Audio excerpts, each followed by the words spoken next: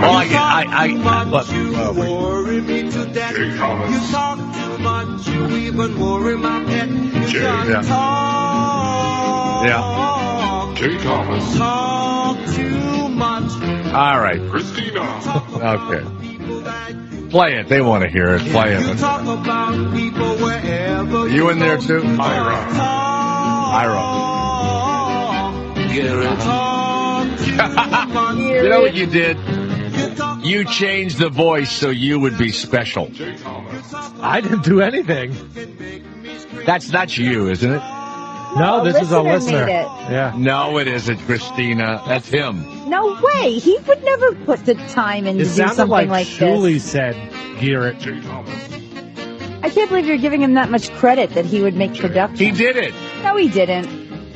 Because when he says Garrett, he goes, Garrett. He changes it. He goes, Garrett. Garrett. It's not Garrett. him, though. I'm coming to you from Charlotte, North Carolina. The studios of WBT, which was my arch enemy when I was a disc jockey here. And they had a famous morning guy here. I tried to make it with his daughter and stuff. It was terrible. I was a terrible person. I was just evil. He was the nicest guy. And I would call in the morning, and he was number one. And, of course, I started my assault. You know. That's how Howard learned it. That's how they all learned it. All of them. I was the mentor, the attacker. I ran for mayor of Charlotte, North Carolina as the best candidate money could buy, with more billboards than any other candidate, and my face coming out of a dollar bill. I said I would buy votes and do all this stuff. And I was going to make all the streets go downhill. I was going to turn the convention center, which wasn't doing well, into the biggest massage parlor in the world. And 1,500 idiots voted for me. Can you imagine? What a waste. What a waste of their, well, I mean, they were having fun, I guess, but it wasted vote. And the mayor was so rich, he owned the Belk stores. He only took $1 a year. $1 a year. That's all he took.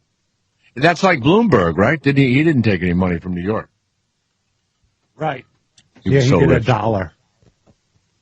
I don't care how rich I would be. I want the full amount of money that they pay the people. Let's say I'm worth, he's worth what, $1 billion, whatever he's worth. I want that $225. I'll decide later what to do with it. But I don't want the $1. That would, drive me nuts. By the way, mass shooting on Bourbon Street the other night. 10 people were shot. After about 2 o'clock, after midnight, most people say, you don't want to be in the French Quarter. A group of individuals enters the French Quarter, all on cell phones, not spending any money, and roaming the streets, and I guess they're selling drugs or whatever they're doing. They must use small caliber guns, 22s or 25 caliber or whatever, because they shot 10 people. And I think one woman, sadly, took a bullet into the stomach, and she is in, critical condition. Maybe one other guy was shot severely also. But the other 8 people were either grazed or whatever. And apparently, a guy comes upon his enemy, and the enemy would hide behind tourists or people on the street. And it would cause the shooters to be dodging back and forth and then shooting at each other, grazing people, and pretty wild. I mean, a real gunfight. And they've had quite a few of them. I mean, I could remember Mardi Gras a few years back. A guy got out of a car, and he had a machine gun or a, automatic type weapon, and shot 10 people. 5 people. Shot 5 of them. But they don't seem to be a lot of, they get wounded a lot. Maybe because they're so drunk. I don't know. 240. But yeah, it's bad. Now, that people are saying, send the National Guard, send the Army. You're not allowed to have the Army in the city because of the Constitution. Oh, boy.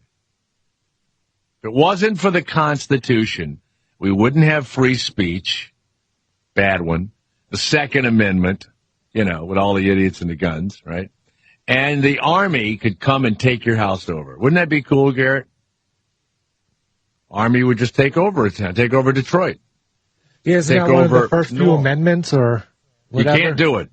Yeah, because the English did it. We wouldn't do it that way. We'd be nice about it. Now, in other countries, you don't have that freedom of speech thing. You don't have it as an amendment to their Constitution. So if people blast you or something is said, you can sue them, or not for like slander, certainly if it's not true, but in many places, even if it's true, you can sue them also. Christina, I can't see the names on the phones. The phones are wide open, by the way. Yeah, and you're going to have to just take those, What do you mean? Without being screened for now, because we're having some technical things with the assistant producer. It's not a big deal. The whole internet is down, actually, here at work. Oh. Yeah. I tried to hook my wireless from my 7-year-old company computer to the modern wireless system here at this station, and a picture of a pilgrim came up, Garrett. Not an error, but a pilgrim. Well, we don't know who anybody is or what they want.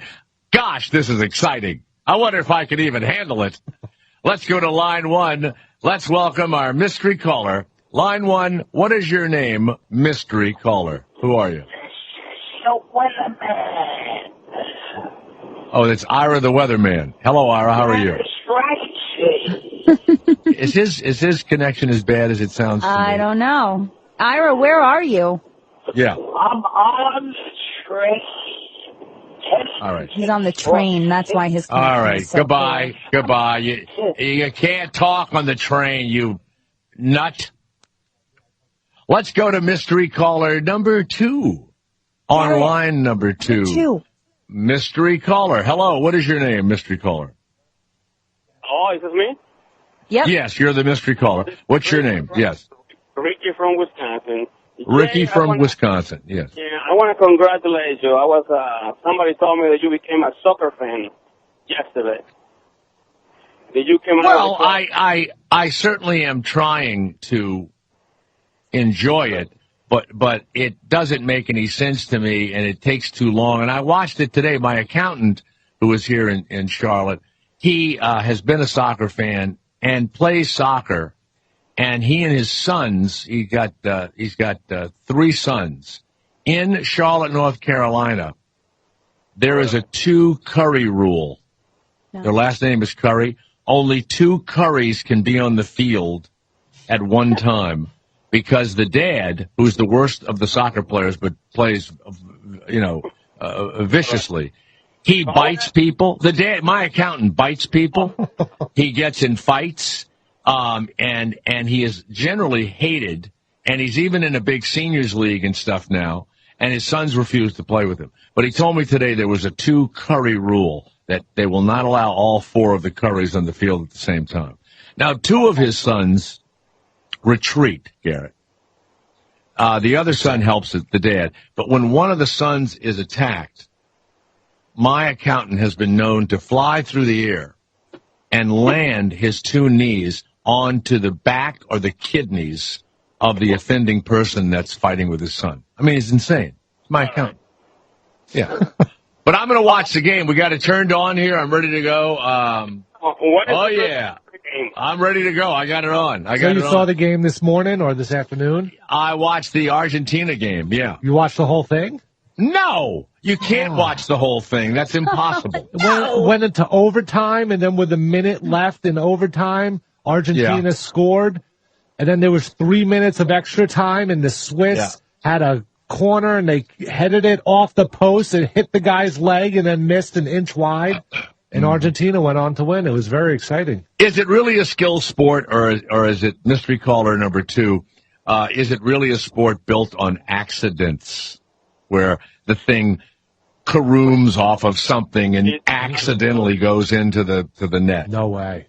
Yeah, It's an accident. That is a real sport.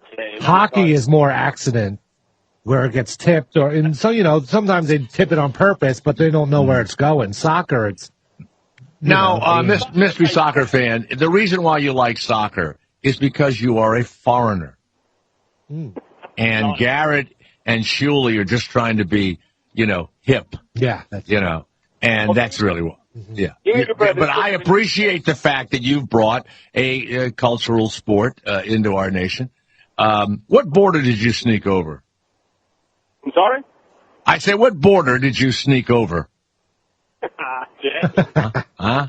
Jay, that's confidential. Hey, you know what I think would be cool to do with all of this soccer mania?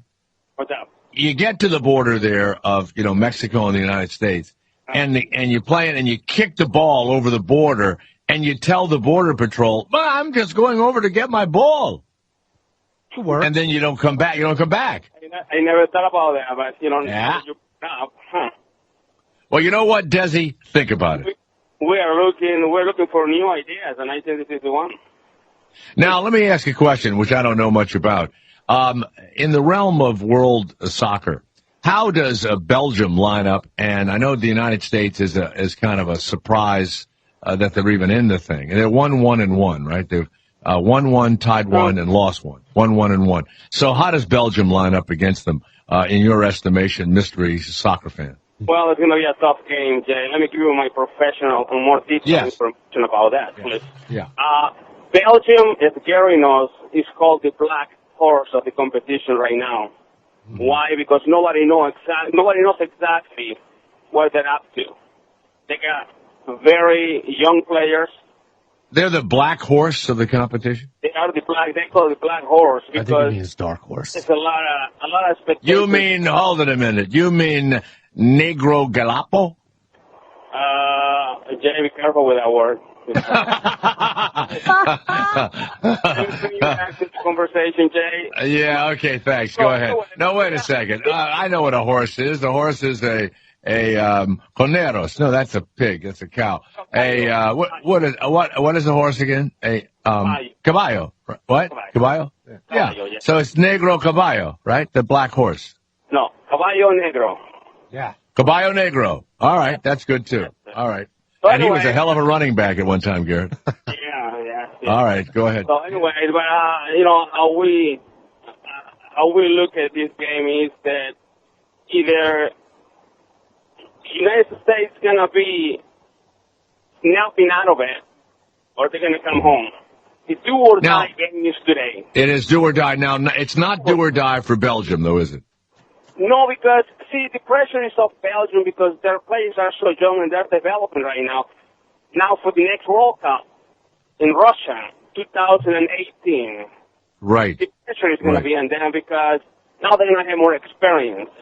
Right. The best players, they have experience. There's a mix of players. Now, in this country, as you know, with football, baseball, basketball, we've had some guys come out of the closet.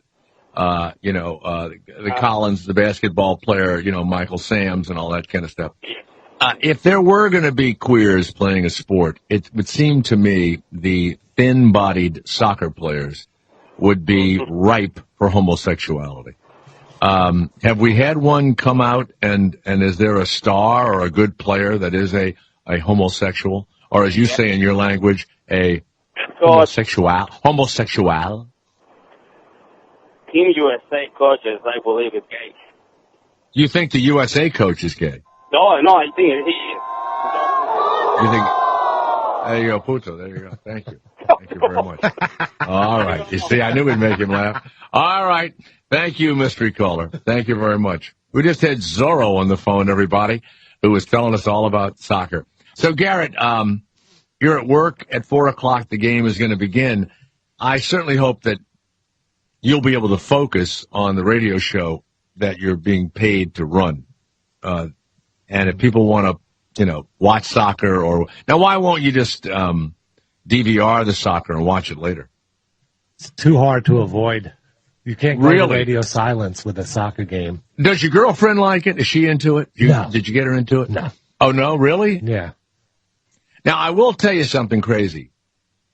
When my wife was a little girl, her dad watched the Giants, but I guess because of Vince Lombardi, because he was the Giants coach and he played at Fordham and all that, her dad was into the Green Bay Packers. And as you know, years ago for Christmas, I gave her stock in the Green Bay Packers.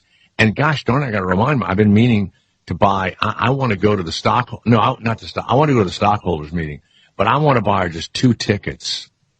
Could I get 2 tickets to get into Lambeau Field? I wonder. Wow, that would be crazy. She'd go crazy, freeze her asses off. She'd probably hate him after that. Do you get to call one play because you own part of the team?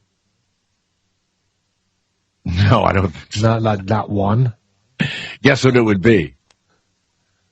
Hail Mary? No. It would be called Meatball Long, is what I would call it. Jay Thomas is calling a play, Bill. What do you think it is? It's the Meatball Long. That's what it is. It's a down out and meatball. Down out and meatball. It's a meatball across the middle. There it is. A bullet. Johnson has a touchdown. And then all these little meatball mascots come out dancing. Gosh, when I hear announcers, I sometimes wish that I'd stayed in sports. You know, it would have been fun. Hello, everybody. It's a brisk, beautiful day here in Denver. Yeah. Temperature at kickoff is going to be about 37 degrees. But, you know, there's more sunshine here than anywhere else in the United States. Over 300 days of sunshine in the Mile High City. Hi, everybody. Chuck Terrell here with the play-by-play. That's your thing, like little fun facts during the game? Oh, yeah, I was one of those. You know, and a ball player. By the way, I don't know if you know it or not, but Anderson, who's scored 21 tonight for the for the Nuggets, his mother and father both blind at birth. Have never seen him play. And, you know, tonight they probably wouldn't like what they saw. All right, we'll be right back. See what I do? He's not playing well. Parents are blind. They wouldn't want to see him. Let's go to mystery caller on line 3. Hello, mystery caller. What is your name, please? Hello, Jay. Is it me? Yes, you. Oh, hey, Jay. This is Joe from Tennessee. You know me. Yes, you're the one with the mason jars, and we don't want to hear it. People have actually written me, and they text me, don't have him on. I got to think about, I got the Avon bottle deal now. I've got one. A what now bottle? What sort of bottle is it? Avon bottle. It's made like a Duesenberg. The bottle is itself. And the bottle is made like a, wait a second. That's a car, a Yeah, it's an Avon bottle, but way back in the 40s they made like that, and it's made just like a Duesenberg. Avon bottle. Now, Jaws, are you into soccer? Are you enjoying the United States and its quest to get to the I never World watched Cup? too much in sports. I always thought a basketball would have been a football laid out in the weather. You know what I mean? Oh, I got you. You hear that, Garrett? He always thought a football was a basketball that just been out in the weather. Hey, would you please get Andy Griffith explaining football to people, Garrett? Remember my favorite We have comedian? no internet here. Hey, Jay, I got a joke for Chris. I'm on my own. I'm on my own here, right? It's me and Jaws. That's it. Yeah, Jason Jaws show. The Jay and Jaws. You know, that's actually a pretty good name for a show, Jay and Jaws. Christina, would you be Jaws? I'd change. If you and I were doing a morning show, I would love to call you Jaws, but we never explain it. Right.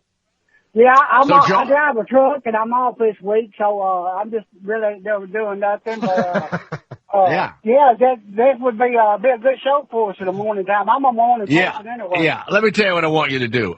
In about 40 minutes, the soccer begins. Since you're off, would you please get to a television and watch it and then call me, and I'd like to hear your feelings about the United States versus Belgium today. Would you do that for us? Yeah, I got to go to the pawn shop and do that first, though. You got to go to the pawn shop. What, your TV's in the pawn shop? Yeah, I can run to the pawn shop right quick. Wait a second. To watch television, you're going to have to, wait a second, hold on. Obviously, you don't have cable.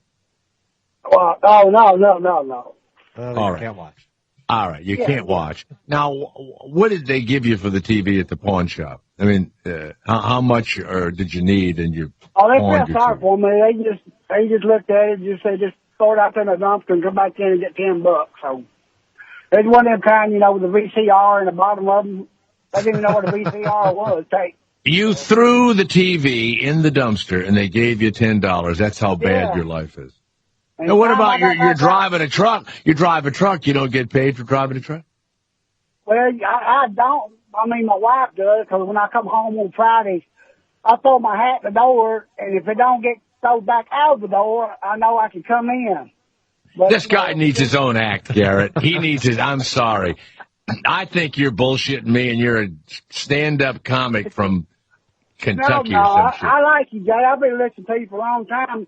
To tell you the truth, I've been so nervous about calling in the first time, because you're a intimidator. I mean, you intimidate somebody quick. I mean, just the way you talk and everything. But I said, hell, I bet I can get over on OJ and make him like me a little bit anyway. So I hope I accomplish that anyway.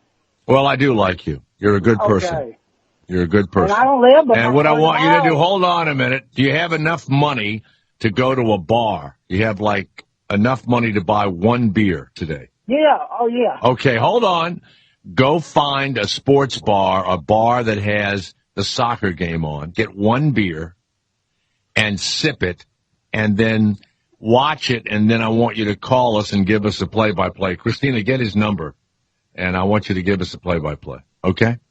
Okay, that's what I do. I'd love to hear your take on. You have not watched any soccer all year, have you? No, I don't watch no sports at all, really. That's why I want to do it. Okay. Because our internet is down, and I don't have any material. I used to watch racing when I got a crick in my neck, kept going around and around and around. Garrett, it's a goddamn comic. It's a son of a bitch. You're full of shit. You're a stand-up comic. I throw my hat in the door. If it doesn't come back out, hold on a second. Hold on. Is this Larry the Cable Guy bullshitting me? No, but I tell you what, I'm gonna pass for him. Yeah. But I don't like to, he said get her done better than I can. I say, hurry up. No, you can. You know what? He's not a real Southerner. You know what his name is? His name is like Dave somebody, and he's from Iowa. Yeah. And he has a voice like that. He kind of has that Iowa kind of voice like that. That's how he. By the way, I find him to be greatly entertaining. I listen to, I really do. And he does some old jokes and stuff. I just think he is so relaxed. And, Jeff Foxworthy, Garrett, isn't making me laugh anymore. And I'll tell you why. I think he's so conservative now. He's like so family friendly. He was never like cutting edge, but he used to be a lot funnier, He still does comedy? I don't even. Oh, yeah. Mm-hmm. Oh, God, yeah. Those guys perform all the time. They make tons. The blue-collar comedy guys. It's huge. Humongous. Huge. In 2009, No, maybe. no, now. No! Oh, God, no. They're big. Bill they're all over the place. all of them. They're all. All right, George, Christina, get his number. Get his number. Put him on hold. Put him on. No, there's no more. I always want to talk too much. Let's go to Bill of California. Yes, Bill, it's Jay Thomas. Go ahead. Apparently the computers are coming back a little bit, Garrett. Yeah, we have phones. Slowly but surely, they're coming back. I'm coming. Stay with me. Stay with me. Stay with me. No, don't move. Don't move. Don't move. Come on. It's going to come. Slowly but surely. Yes, Bill, go ahead. Okay. Hey, Jay, you mentioned Jason Collins earlier. He's the player that's drafted in the NBA that was come out of the closet. Hey, so you might be surprised to know this, but since you're from the South, you probably know about this. There's a very well-known Southern fraternity named the Kappa Alpha Order. I'm not a big fraternity guy, and I really don't know that fraternity. I know fraternities, but I never was a member of a fraternity. I was to play flag football, Garrett, but I lost so many games they threw me out of the fraternity. It's the first only losing season I ever had. 3-8. It was terrible. Yes, he was in a fraternity, Jason Collins? That's right. So you may know he went to Stanford. And apparently there is a KA chapter at Stanford, and he's a member of it. So it's kind of ironic that you got a lot of white Southern guys that are probably heterosexual, and here you got this guy that's black. Wait a second. Stanford is in Palo Alto, California. Right. Yes, sir. Why'd you say Southern? What are you talking about? Because the frat is a Southern frat. Yeah, but they don't act Southern in Palo Alto, you idiot. They might have it's like Tri-Delts started in the South, but the Tri-Delts at UCLA are vastly different than the Tri-Delts at Missouri. Right. Are you kidding? Exactly. So he shares this membership in this very well-known Southern fraternity as an African-American day player in the NBA. How about that? That is exciting, and I'm sure that they're taking his mug down right now, Garrett, don't they put mugs up or don't they do stuff at the I feel this way about fraternities. I feel this way about military schools. I feel this way about sports teams. And I saw a picture the other day. I don't know if you were listening when I told you that I was boarded by the Coast Guard in Lake Pontchartrain about 2 weeks ago. I took the boat out, and it's so funny. I'm out with a buddy of mine. We're hanging out, and there's no one around. And here comes the friggin' Coast Guard. And I couldn't believe it. My brother had gotten everything done. You know, we had the fire extinguisher. We had the life preservers. I found the registration. Everything was where it should be. But what was weird is they were so friggin' serious, right? And I'd wanted my gun nut son, if he wanted to do something in the armed services, I said, friends of mine, a buddy of mine, Jack, who owns Giacomo's here, was a captain in the Coast Guard. I said, go to the Coast Guard Academy. They can't be as, weird as the Naval Academy or whatever. I saw and when they were boarding me and all that, the coolest thing about it was the guy went, Captain, may we come aboard? And I went, yes, you may, Lieutenant. Come aboard. Oh, I had a beer in my hand. I had a beer and a flowered shirt, Garrett. The captain, come aboard. So, they were showing the plebes that just arrived at the Coast Guard Academy. This big giant guy was yelling at this teenager, and then this little girl, like the ones that boarded the boat that I was on, they were yelling at him. And it's all of that hazing bullshit and that screaming in your face. I find that, and I went to military school, okay? I find that totally unnecessary. Me too. I don't think it makes you a better football player, warrior, student, anything. I think hazing is ridiculous, and I always have found it dumb. And I've never been hazed, and if anybody, the guy tried to put me in a locker once. Hell, I lost use of one of my hands fighting him to get out of the damn locker. But I don't get that. Were you in the armed services? Did you go to boot camp? I was. I went to Navy OCS. As a matter of fact, at the time, it was in Pensacola, Florida. Yeah, I was a DJ. That's where I started, in Pensacola. Did they yell in your face and do all that shit and call you rat shit and everything? Yeah. Listen, there was a guy in my class that the first day we got there, they realized that every time they yelled at him, he pissed down his leg. I know that. I'm telling you. I saw that in military school when they yelled at kids. And I did it. I wasn't a hazer. But I did yell at the little freshmen sometimes and see if I could make them piss. I did that. Well, it happened, and they got this guy out real quick. And there's another story that they had. You having lived in Argentina, you can appreciate people that don't speak English.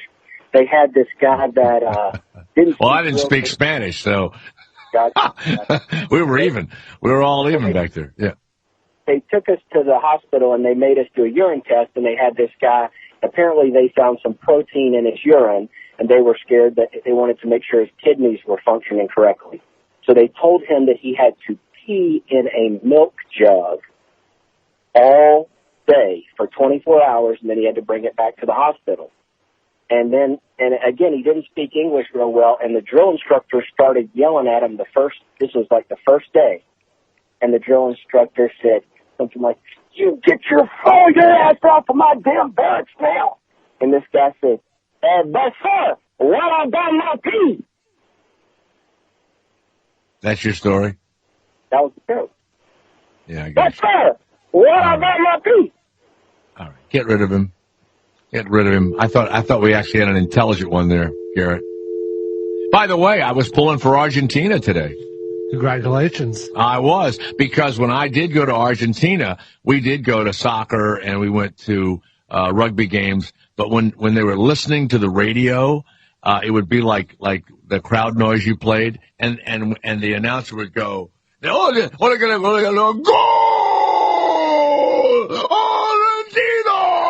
I mean, I was like 16. I'd never heard anything like that in my life. He would yell goal, and it would go on for like 10 seconds. Goal! Argentina! Like that. I loved it. Can you imagine? Touchdown!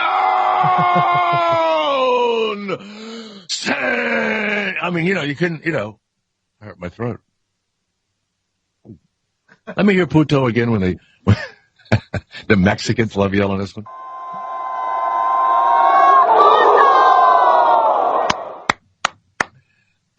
They claim it means, it's derisive. It's fag. But the people that are yelling it say it's just something you do, It's like, I don't know. It's like in basketball when they're waving all those wiggly sticks. By the way, no way I'm making a free throw with that going on, Garrett. No way. No. What if they hold up big pictures of, like, your silly face you made, and they have it all blown up and just put it right behind the glass back? Do they do that? They don't do that, do they? Oh, yeah. LeBron, when he went out with cramps, had that sad, the paint, frowny face, and they blew it up and had big pictures of his dumb face. They held it up in the stands. I love that. I mean, it's right behind the goal, right? Right behind the goal. And those things are waving and screaming. There's no way I could just focus on the rim. There's no way I could do it. None. I'm one of these guys. When I went up to shoot a basketball, the guy guarding me pretended he was going to hit me in the stomach. And I fell for it every time. Did you do that when you were a kid? No. Guy would go up, you would pretend, you were pretending you were going to submarine him, right? No, I never did that one. Oh, it's a good one. It's a good one. You run real close to them, and they think they're going to get submarined. John of Texas, it's Jay Thomas. Go ahead. Yeah, Jay, I was just wondering, I got an interview, and you've been an actor and all. I was just wondering how you handled talking in front of a crowd. I'm going for an interview for a job as an instructor. I've been a maintenance guy my entire life, and now I'm going to be teaching what I'm supposed to be, or, one of the tools I used to work on, or the machines I used to work on. And, so you're going to instruct on the tool that what's the name of the tool? It's called a producer. It makes semiconductor wafers, IC chips. Wow. And you know all about it? Oh, yeah.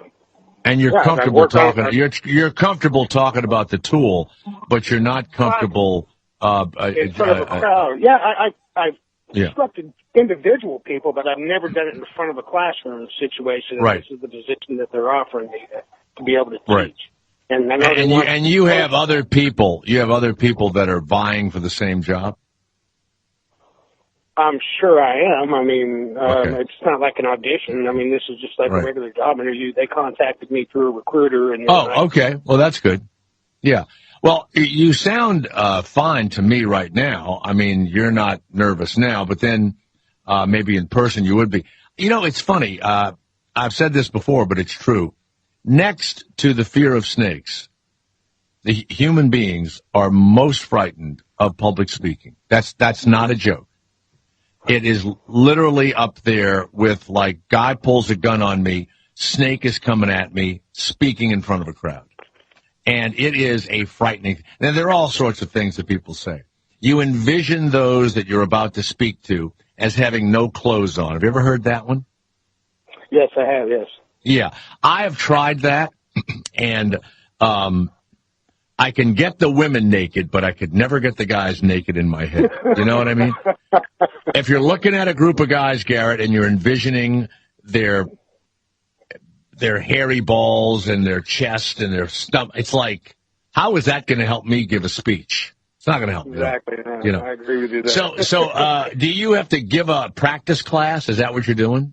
Yes, exactly. I've got to give a presentation because the previous job before this one, I worked in the solar panel industry, and so I was going to give a presentation on the production or the manufacturing of solar panels at the company that I used to work. All right. Well, this is what I would do. There's only one thing to relax you, and I mean this, and it's because you're insecure that we're going to go with your insecurity. It's the same thing that I do, because when I get up in front of a crowd, I'm very nervous, but after a couple of moments, I've done this for a long time, so I'm okay. But instead of admitting how nervous you are, do you remember, don't let that happen to your voice, what just happened to me just now. So, you know what, Garrett? I knew you were going to laugh at that. You're probably bored watching the fucking previews of the goddamn soccer game, and I caught you. What was it like the first time you encountered that machine before you learned how to operate it? Was it a frightening experience? Was it a it was very intimidating. I mean, it was I mean, there's just a lot of. All right, stay right there. That's what you do. Stay right there. I want you. Now you're comfortable with the machine, right? You love it. Right. Yeah. Totally. Okay, and the machine's going to be in the room with you, right? No, I'm actually we're going to a conference room at a hotel somewhere. Okay. For my interview. Can you get a picture of even if you have it out of a magazine, can you get a picture of the machine? I've got my old books from when I went through the class years ago. I would take the books with you, and I'll tell you why. I'm going to give you a trick. I'm going to let you do something that's a memory for you, and it's personal, and it's not technical yet. And you're going to hold up the picture of the machine, and you're going to tell a little 2-minute story of what it was like when you first saw the machine and how you felt. And I believe that if you do that, you've got the friend in the room with you. So you've got something that intimidated you, just like the speech, but you won't say this. And so what you'll do is you'll tell the story of being intimidated by the machine, but in reality, you'll actually be using the same emotions you would use if you were telling someone how intimidated you were by giving a speech or teaching a class. Does that make sense? Yeah, I mean, I think you mean that to try to get the interviewer. There's going to be like 2 or 3 people, from what I understand. So I want you to hold up a picture of the machine, and it's going to set you apart from everyone else. It would be like if I had a microphone, right? I'd bring the mic and I'd put it in the room with me, and I would say, I got to tell you, the first time I saw this mic or whatever. And I would talk about it. I mean, I have that story in my head. That's what I think you ought to do, because okay, but you're.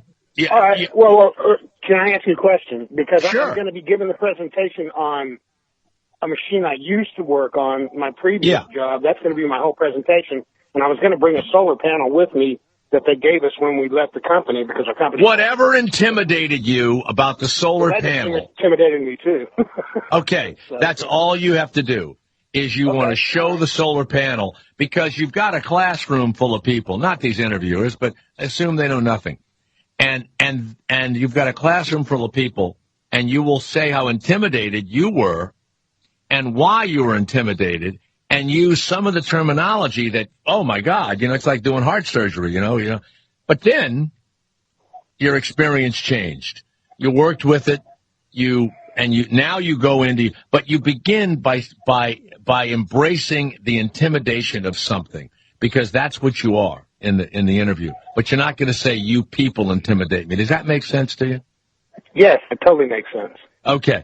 And practice it. Look in the mirror if you want to or whatever. And I'll tell you why I'm telling you to do that. You're comfortable with that intimidation, and you're comfortable with that piece of equipment that you learned how to work. Try it. I hope it works. Okay. Yeah, I'll definitely give it a shot. I'll call you back, see how it goes. If they hire. You know what I'm going to become after this, Garrett? After this radio career fizzles? No. I'm going to become a life coach. That's my decision. A life coach. Do you put a picture up of a typical listener in front of you and pretend to talk to him during the show? No, but I do try and find. Now, this is something you learn in acting. Let's say you have to make love to somebody and they're just an actress and you're not turned on by them, or you're worried about the lines or whatever, and you have to tell them that you love them. And, you know, people go, oh, how you do that? You think of someone that you do love. It can even be your child. It can be your mother. It can be your wife, whatever. Ooh. You think of someone that you do love. What? And then you say the lines. You say the lines that mean that the lines could mean nothing to the person that you're thinking of. And believe it or not, the emotions will come out of your voice as if you love the person you're talking to. Doesn't that fuck you up later when you look at your son and think back to your love scene? No, not at all. I mean, look, when I used to have to weep or cry, I would think about my dad, who I loved immensely, and it upset me so much when he died. He died at, like, in his 50s. It was terrible. And I will tell you this, Christina, that after a few years, I almost ruined the memory of my own father because I'd used him so much and I cried so much using him that after a while I couldn't. But let's say, if you're really angry at someone in a play or in a movie, you're not really angry at them. If you do a sense memory of someone you really are angry at and you do the lines, you will look really fucking mad because I think you do it in your subconscious anyway.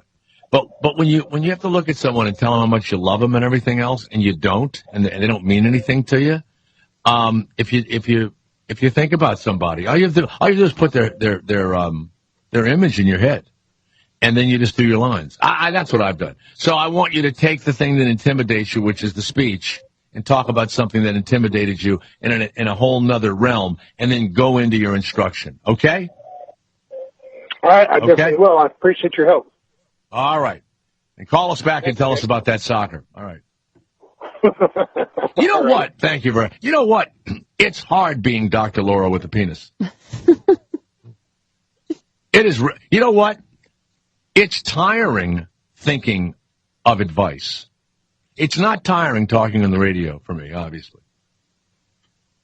Let's go to Raul, who was in South Carolina. Yes, Raul, it's the Jay Thomas Show. I'm going to say something very perhaps inappropriate. Because your name is Raul, I know you'll be glued to the soccer match today. No, I'm actually probably not even going to watch it because I got to go to work. But you would be glued. Every Raul in America will be watching. What other names will be watching, Garrett, beside Raul's? Pancho? Oh, God damn it, you guys make me fucking laugh. You're faster than all of us. You have an uncle named Pancho, don't you? Or a relative, don't you? Actually, I don't, but I have a lot of Jose Luis. Nice. Every Luis. Now, wait a second. Let's go into the Balkans. Let's leave, let's leave Hispania for a moment. What about Adolfs, Garrett? Lots of Adolfs will be watching soccer. You think so? Is that a Belgian name? A Belgian name would be I don't know, Belgian. Marwan. They're weird. Victor. Pierre. Victor would be hello, I'm Victor. Where's the game? Kevin, I think, is a Belgian name. Kevin's a Belgian name. You know, they always have a weird name like, and what's your name? Gunbar? I'm Gunbar. Welcome. I'm Gunbar. Where do I sit? Where is the beer? B-I-E-R. Do you have a beer? All right. Yes, Raul, go ahead. Yes. Now that you're talking about ridiculous names and stereotypes, I've been living in South Carolina. Yeah, I've been living in South Carolina for 3 years. We moved here 3 years ago because of my wife's job from Colorado. Yeah. And when we flew in here to get an apartment, because you really can't get, an apartment over the phone, we noticed that there's absolutely nothing to listen to on the radio that is not Christian or country Christian. So we got serious. Right. Then about a year ago, I found out about your show, and I just can't get enough of it. Thanks for entertaining and making this. Well, here's what's happened to radio. And a kid the other day, I was in the hallway of office building, and excuse me, I was at one of the TV shows, and it was a college guy, and he says, "Hey, I want to get into radio." I go, "Man, I don't know where you get into radio or what you do. I mean, you could work here, I guess, but it's dead out there." And I'm at a radio station where most of the people that have been on the air here, some have been here for over 30 years, and I don't know that there's a young talent. Well, this is an AM, big 50,000 watt AM station. I don't know that there's some young talent waiting in the wings or whatever. It is odd. And here's what's funny. I like country okay. I will tell you something funny. When I don't have Sirius in my car or something, and I'm looking for a station, everything I hate comes in loud and clear. Yep. Religious comes in loud and clear, and Spanish comes in loud. Right, Garrett, when you're in a car that you can't get anything? Why is that? And then do you wonder if maybe religious people or let's say Spanish people, alternative rock stations come in really clear for them? Probably, yeah. I wonder. The Murphy's Law of radio. Right. It's like the 2 curry rule. Only 2 curries. So, Raul, what did you call to talk about? 2 things. Ridiculous names from the South. You're always making fun of, like, that girl that got caught in New Orleans because of her stupid name, Unica. Unica. Her name was Unica. Yes. And she robbed a guy. Listen to this one. She robs a guy, and he could not identify them. And he kept saying, but she had an odd name like that. And the cop said, well, what? Well, he goes, it was unique. He goes, the name was unique? No, that was her name. It was unique. And I'm not joking, they went into the DMV and they only found 2 Unicas. Of course. I swear to God. 2 of them. 2 Unicas, and they arrested her ass. Yeah. But like Mexicans and Hispanic people, they all have, very similar names, and the names repeat themselves a lot. Like, have a Mexican woman named Maria something. And but that's religious. That's because you're named for saints. You're named for a saint. Yeah, or Jesus, But, like, white people in the South really have a tradition of, like, naming their sons after the wife's, last name, maiden name. Like, right. I work with this guy named McLean Jones. Yes. I work, and then, you don't have to really look that hard on the internet. You can find, like the head of the Republican Party, Reince Priebus, or the what's his name? Down here in Georgia, Saxby Chambliss. Yes. Yes. I mean, it's just a fucking ridiculous. It really is. I went to school with a guy named Hilly Bernard. And one day I heard them call his name. His first name was Hilarious Bernard III. There were 3 before him or 2 before him. And it was a family name, and it was probably a last name. And what's weird is I also know a guy named Felix Bopp, and we used to call him Phil. And one day he came to all of us and he goes, look, I don't want to be called Phil. I want to be called, my name is Felix. And when I would introduce him in New York to friends of mine, they would go, what? Your name is what? Felix Bopp. Proud of it. Hilarious Bernard III. Felix Bopp? Yeah, I like it. My wife's first nephew, they have a tradition in the family that the first name of the kid has to start with an R, that the second 2 names after that has to be Abraham Lincoln. I don't know if they're related or no, they don't have to be Abraham Lincoln. No, they don't. Fucking named the kid. He's 7 years old. His name is Ryan Ryder Abraham Lincoln, and his dad is Ryan Abraham Lincoln. I shit you not. This is for real. Yeah, Penn Jillette named his kid Zoltan because that's his wife's maiden name. So Zoltan Gillette. Oh, well, we also in New Orleans, we have these signs up, and it'll be, I have to go look them up, but it almost sounds like something you'd make up in a novel. The attorney, if you've had a wreck, call Dudley Bozier. And I'm thinking, Dudley? His name is Dudley Bozier. And they'll be like the 5th, Dudley Bozier the 5th. It is, and they're odd, they're weird names, and they really like them. And they're shocked if you find them odd, Raul. They go, what do you mean? But you have no idea how easy people are to make, comfortable making fun of, like ridiculous, people's names that black people come up with, that they just really literally just, like, throw the letters up in the air or whatever. Well, here's the problem, is a lot of people are bad spellers. And so what we laugh at is when your name is, let's say... Like one is Erica, which is Erica, but it's AIRWRECKA. That's not a joke. Yeah. Or Ladasha. Whoever named her thought Erica was spelled phonetically, air and then Rekka, like a wreck. Her name is Erica. That's a real name.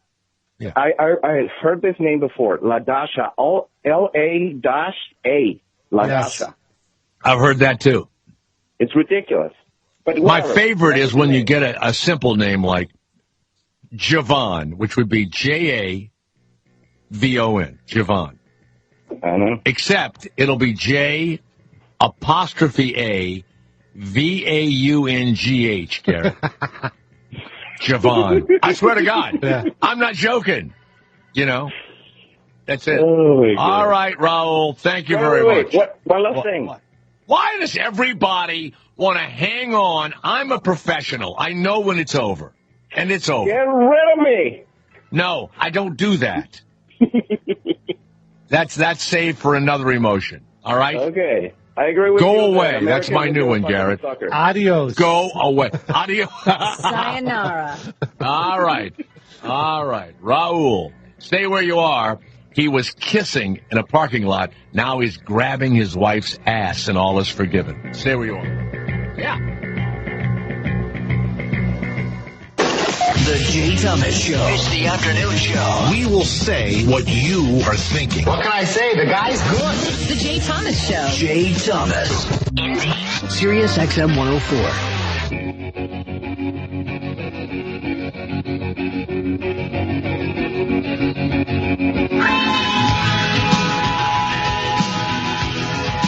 Well, they just played the two teams' national anthems. Hello, everybody. Javon Klinsman here.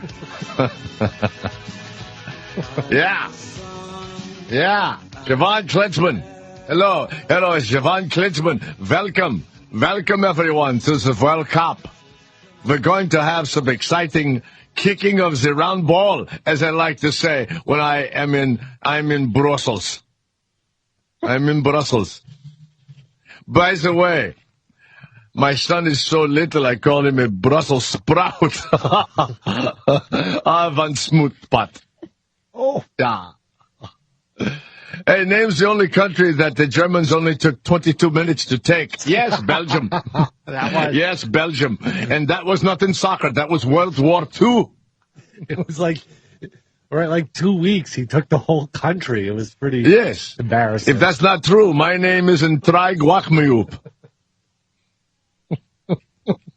Let's go to Terry in Oklahoma. Everything's working properly. Yes, Terry, go ahead. By the way, guess what Garrett did to get everything working back in our studios in New York? Just guess.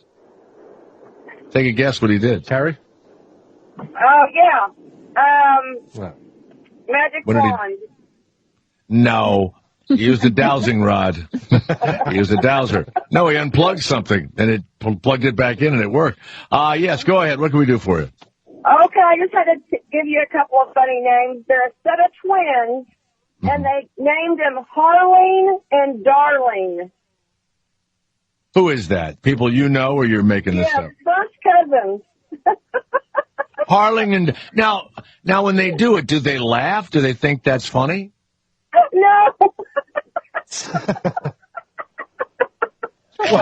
you're laughing. Wait a second. You're laughing your ass off, and these poor children are stuck with Harling and Darling. I mean, that's horrible. They're like 50-something years old, but Harleen and Darling. I mean, that's just... Oh, Charlene and Darlene. That's not so bad.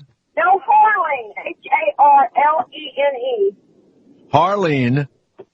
And Darlene. And Darlene. Well, the Harlene's the one. Now, what about it's in Houston, very wealthy family, and the dad might have actually been a governor or something. Last name was Pig, P-I-G-G. And and this woman was an entrepreneur, incredibly wealthy, and he did not want a daughter. He named her Ima Pig. And I'm a hog. I'm a hog. She just died a couple of years ago, and that was her God-given name. And she was incredibly wealthy, gave money to the opera and the theater and everything else. Was her sister You're a Hog? Did they do that also? But the daddy just did it to be mean. Isn't that terrible? That is terrible. Well, my dad's name was Roy, and he named his daughter Roy Etta. Oh, I know that one, when they try and name the daughter for the... You know what I think is weird? I think it does. We're used to the man being named Junior, but it is odd when you meet a couple and you meet, Tom and Lindsay, and the daughter's name is Lindsay. That's always weird to me. You know what I mean? Have a good day. All right, see you later. Well, she was done with us in about 2 seconds. They just played the 2 national anthems, and now the clock is ticking up. How many minutes is the game? 90-something? 100? How many minutes? Huh? Garrett? Sorry, it was engineering calling. What was the... Oh, you liar. You were watching the goddamn game. Now, don't do this. No, ready? I even have I'm a hog fact. I'm a hog. No ready. What was that? No ready. Who's that? A name? No ready. But it is folklore that she had a sister. You're a hog, and then there were also folklore. I'm a pig. I'm a muskrat. I'm a nut. I'm a hooker. I'm a wiener. I'm a wreck. I'm a pain, and I'm a butt. Are all. But she really was. A hog. Yes, but all those other names because of her. They're just like folklore. And she lived to be like 95. And was really rich. But does it say he did it because he didn't want a girl? After the birth of his only daughter, Jim Hogg wrote to his brother, "Our cup of joy is now overflowing. We have a daughter as fine as proportions and of as angelic mien as ever gracious nature favor a man with, and her name is Ima." So he didn't get it that she was...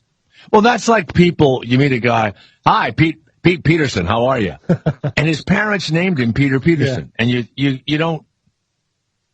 Anybody named Dick, it's sad, in the United States especially. I'm sorry. If my dad's name was Richard and we called him Dick, I would not have named my kid that.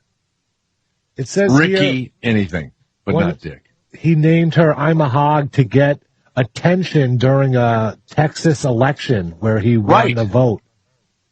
Wow. Yeah. Man. So you weren't watching soccer unless that was... Did they show all that under the game? Was that flagged? Let's go to Matt. Is in Indiana. Oh, sorry. What's that? You goddamn it. Hello, Matt. It's J-Town. Boy, it's the first time I've ever heard "goddamn it" on the radio in this place. I can tell you that.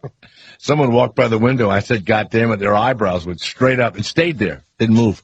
In fact, they're gone. Their eyebrows are still there. Good evening, ladies and gentlemen. Let's go to Matt of Indiana. Hello, Matt.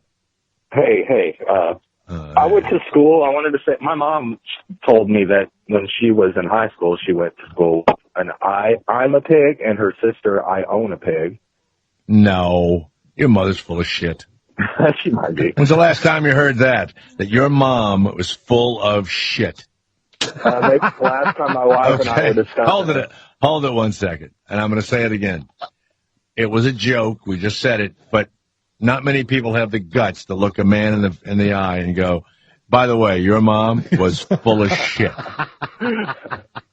You'll hear that from a dad, an ex-husband every now and again, but you don't just hear it from a pal. And let me be a buddy. All right, see you later, Matt. Let's go to Danny now. There's no hay. There's no hay. There's no hay. I got an even better one. Even better one. Hey, Garrett, watch this. We're not in the barn. There's no hay. Is this going to be a better one? I'm going to be the one. Hold on. Let's go around the horn. Hold on. Put him on hold, Garrett. Let's go around the horn. Around the horn. Will this be a better one, Christina? Absolutely. Wow. I have faith. Garrett, will this be a better one? No and racist. No, and no, how about me? No fucking way, and your mother's full of shit. All right, Matt, go ahead. Well, fuck the both of you. I went to school with a guy in high school, and this was me. I swear on the lives of my children. His first name was Scott, but his last name was Kohlenberger. I believe you. I do. Scott Kohlenberger. And you know, I've said this before. I haven't said it in years, but I don't understand. I mean, Madison's friend, her last name is, what is it? Not Cox. Coxhead. It's Coxhead. Coxhead. What's her first name? Her last name was Jill Coxhead. And so Jill's brother and dad live in Washington, D.C. And I was going to Washington or something. She said, call my dad or call my brother or whatever. And I went, are they in the phone book as Coxhead or something like that? And she said, they're very proud of that name. And she got married and kept the name. Coxhead. Her name is really pretty. Jill Coxhead, all the way through high school and college. I think Kohlenberger is the best last name I've ever heard. Absolutely. I think Coxhead's the second best one. Hey, can I get an autograph picture for my second comment Sure. being better than my first comment? Yeah. All right. Very funny. All right. Get rid of him, please. Get rid of him. Just send an email. Funnier than the main host. He doesn't need instructions. They'll figure it out on their own. Danny of Texas. Go to howdoyoutajthomaspicture.com. Hi, Jay. How are you? Yeah. I'm good. Google it. How do you get a J. Thomas picture? And you know what should come up? We found 0 answers for your search. Yes, Danny, go ahead. Well, about 40 years ago down here in Texas, it was when they still taught Texas history. It was in the Texas history books. Stephen Hogg Governor Hogg was from 26 miles away from my home. And there's a park there for him and all the good shit. But in the Texas history books, it explained that he had 2 daughters, and they were Ima and Ura. No. Yes. No. The Ura is not true. The Ura is not true. Well, I've been enlightened from the Wikipedia or whatever the hell he was reading. But yeah, you know what? You weren't in a history class. You were bullshitting with your friends in a bathroom, smoking cigarettes. All right, because there's no Ura hog, and I knew that. Yeah. Hey, I've got a Oriental friend named Hufong Kum. What is it? Hufong Kum. And if you're buying that, I got some oceanfront property in Phoenix. All right, get rid of this idiot. Well, you know what? All kidding aside, I was in a cab once and they spell the name backwards. And his first name was just U, and his last name was Phuc. It was backwards. It was Fook U. And people don't believe me. That happened to me. Mm-hmm, Some Vietnamese guy, U Fook. I did. His name was U Fook. Yep. Everyone but on the license, it was Fook U. You know what, Garrett? This show is based on truth. I don't need to tell lies. Humorous things, exciting things, noteworthy things that only happen in novels happen to me. Once I was covered in ice by some bullies. Covered in ice. They poured ice all over me. We came home from a fishing trip or something. They held me down and poured ice on me. A hot summer day, though? Must have felt nice. Yes, it was hot, but it was very cold, and it could have killed me. When I got out of the ice, you know what I said? Things that happened to me would kill the average human. That's what I said. That's my announcement. That's how I live my life.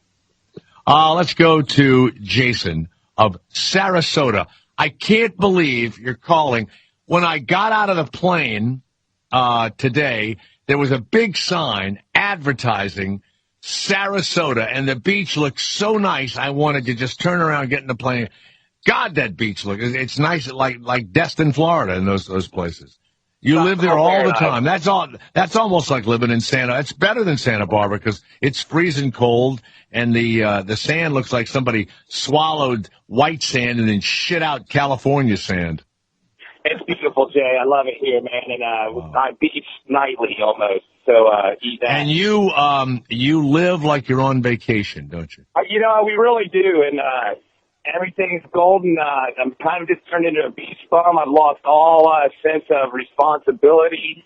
and all that stuff that comes along with inland life, I guess you'd call it. I don't know. So do you have a family? Do you have children? Do you have a wife and children? I'm a single father, weekends only, so I avoid all the nonsense. And, we just beach and grill out, and we've got a nice local. Did you ever say to your ex-wife, I avoid all the nonsense, thank God you've got them 5 out of the 7 days? Well, she went and fucked some dude and moved far away to where they go to school there. So, I'll pick him up on the weekends. No homework. She was a dumb bitch anyway, so it's all good. Wow. I'm a better man for it. By the way, you're allowed to say to your children, your mom's full of shit.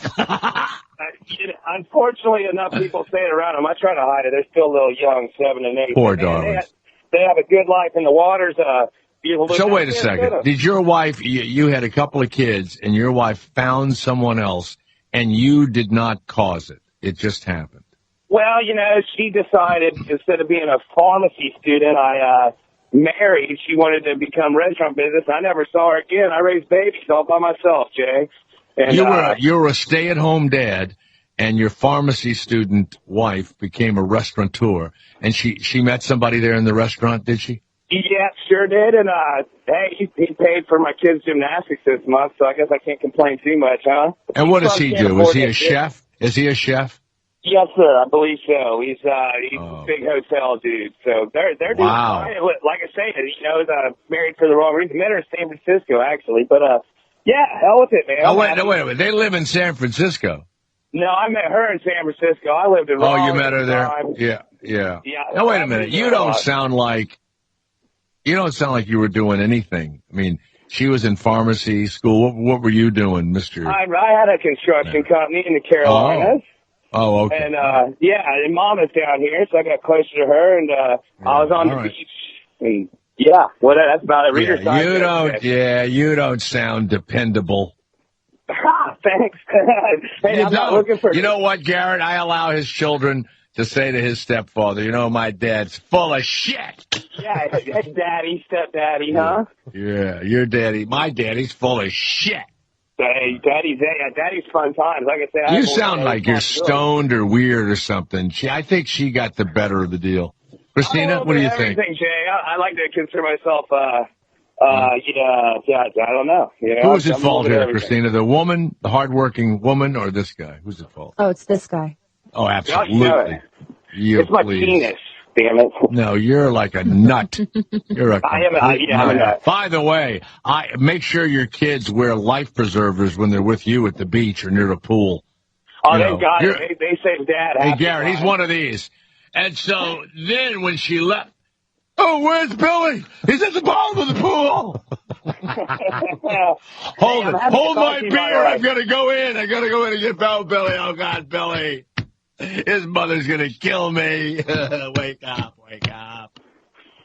Yeah, I can say I'm a better man for it at this point. That's for sure. All right, we had enough of you. All right, thank you very much. Hey, you know what? All the really good listeners are watching soccer. Trend, the USA have to break because they were second in the group. Belgium top. Take that ball. Take the ball left. Take it right. Didn't get the toughest straw. That's for certain. Okay. How come there's not an American calling the games? I don't get it. He is ESPN's main soccer announcer, Ian Darby. And he's English. Yeah, he's the best. If it's such an American game and you're trying to make it an American game, I believe you should have. No one's trying to make it an American game. Oh, yes, they are. Sure they are. They want America to like it, but they're not trying to make it. No one wants it to be an American game. They don't put, who is that, John Oliver announcing it? That prick? Let's go to Joel, who's in Florida. Yes, Joel, go ahead. Hey, Joel, or Jay. No, I'm Jay. You're Joel. Yeah. Jay, oh, boy. You know what? It is bottom of the barrel non-soccer watchers calling the Jay Thomas Show. I am the one that massaged John Travolta and then he massaged my ass. That's right. You know what? Now, that's all alleged, but for those of you that missed that show, it was really, hold on a minute. Let me finish the story. When Travolta was accused, which that went away also, of grabbing at a man or something who was massaging him, Joel claimed, and he says it's true, but we don't know, we can't verify it, that you were massaging him and he grabbed your ass. He put me on the table instead of grabbing my ass. Yeah. Now, did you make love to him? No, I did not make love to him. But why not? Why not? Because he was fat. He was fat and gross. He was fat. Then the general's daughter, he was fat. She would have been like the shape like Saturday Night Fever. I would totally done him, but he was fat and gross. Yeah. But that's not why I called. I called because I have an uncle whose name is Peter Johnson. Of course you did. I do. That's his name. I'm fucking serious.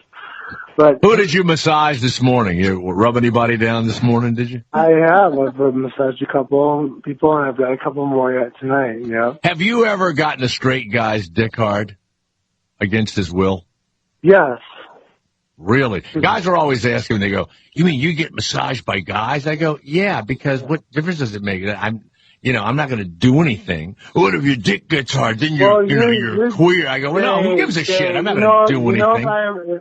If I massage you, your dick would get hard. You know that. Now, let me ask you a question. And I'm not gay, and I would be proud of it if I was. But I wouldn't tell anyone I have to kill everybody that I fucked. Real proud. Yeah. Another dead body was found in the small oceanside community of Sarasota, where Jay Thomas just moved and his beautiful home was overlooking the beach. Do you give happy endings to people? No, I can't do that. Right. Okay. So when it gets hard, you know what I heard? A nurse told me that when it happens in the hospital, Christina, you take a cold spoon and you hit the dick right on top of the. No, I don't do that. I just tell them it's just normal. It's natural. Really? Yeah. Let me tell you something. You couldn't get my dick hard unless you had boobs and a vagina. No, you couldn't. How would you get his dick hard? What would you do? Let me tell you what I would do. Shut up, Garrett. You were doing that to turn yourself on. Did you hear that, Christina? You hear the way he was saying it? It's like when you got two girls in the room. You'd be a good one, Garrett. Come on. Well, I know you don't want to do it, but what would you do if you were supposed to lick on Jeannie over here? What would you do? Yeah. Well, Jay Thomas, how would you? Great. How would you lick Jeannie? How would you do it? Yeah. Here's hypothetically. Here's a banana. Show me how you would do it, Joel. Hypothetically. Yeah. Well, Jay, I would just compliment him on his beautiful hair, and I'd rub my hands through his head. Oh boy. And maybe touch. Wait a second. You're talking about me or John Travolta? You. What? You asked me how just hearing you. Let me tell you something. Just hearing you say it has made a little vomit come up in my throat. Really, Jay? Oh yeah. You sent me two wonderful. You sent me handwritten autographs. All right. You know what, Joel? It's time to say goodbye. You know what? I don't send all my listeners wonderful gifts, Garrett. You know what I sent him?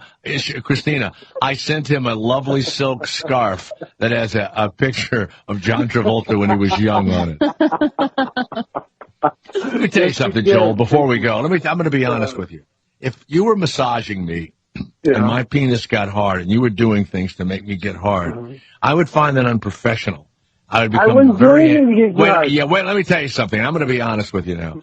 I would be very angry. I would not turn you in, but I would get up off that table.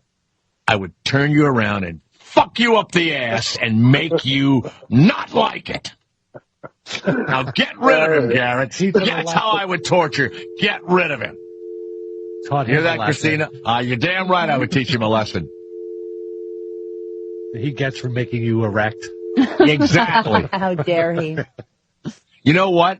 I'd have a little sand around my ankles from playing on the beach, and I'd rub that on my penis so it really hurt him. I got to be careful here, man. If somebody, hey, let's hear what Jay Thomas is talking about. Hey, it's the Carl Winslow show. Oh, my God. Let's go to Jerry, who's in Chicago. Hello, Jerry. Go ahead. You never hear people go, boy, you ought to hear the weird Midwestern names we have. You never hear that one. Go ahead. Yes. I got to follow that. Thank you. You know what, Jerry? My show and my listeners are so inconsequential. Within seconds, I forgot about them, and so did everyone else. You follow no one here. Yeah. All right. My first boss was named Dick Munch. His name was Richard Munch, and they called him Dick Munch. great guy, World War II, you know. Well, that's hard they didn't make fun. They didn't make fun back then. Oh no, they didn't make fun of him. No, but they didn't. My dad had weird name. My dad, they had a guy that worked on, and Theriot is spelled Theriot. It's a French name, but it's a Cajun name. And this guy had like dark skin, and his name was Blackie Theriot, and he was a friend with my dad and worked with my dad for years. When's the last time you met a white guy named Blackie, or a dark skinned guy whose name was Blackie? You don't see that anymore. You don't. Never. No. And there was a lot of that shit. A lot of it. Blackie Theriot was greatest guy in the world, but they asked me to they said, well, when you go in there, ask for the guy named Dick Munch. That's who you got to see. And I'm like, bullshit. You guys are pulling my leg. There's no way there's no guy named Dick Munch over there. Sure as shit there was. Greatest guy to work for, though. You would have to be a great guy to be named Dick Munch. I think if your name was Dick Munch and you were a prick, that would be really a rough life. Oh, yeah. Rough life. Now you see why I said I got to follow that up?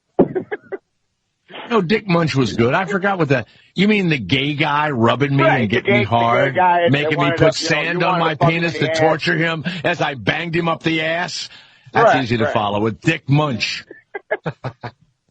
All right. Hey, but I do have to say that Friday, that was the funniest shit on Howard Stern show. I was actually crying. What happened? When the little old guy's like, I'm naked. Oh, right. No, the funniest thing on Howard 101 on Friday, a guy calls up and he starts telling me something he likes about me. And I'm kind of remembering it. I'd worked in Philadelphia for a short time. And he starts talking about me in Philadelphia, but he's talking about Howard. He thought I was Howard, Garrett, remember? Yeah. Garrett wasn't there. You weren't there Friday. You didn't work Friday. Yeah, but I was there. I remember. You remember, Christina. Mm-hmm. And I gave him a tickets or a CD or something from Howard's birthday bash, which I can't give him. Apparently he's been calling the office there all morning saying that Howard gave him a DVD or something. They go, no, he didn't. Yeah, poor bastard. Where were you Friday on Garrett? Where were you for Garrett? Friday. Hold on. Not you. What? You fucking idiot. I was getting her colon done.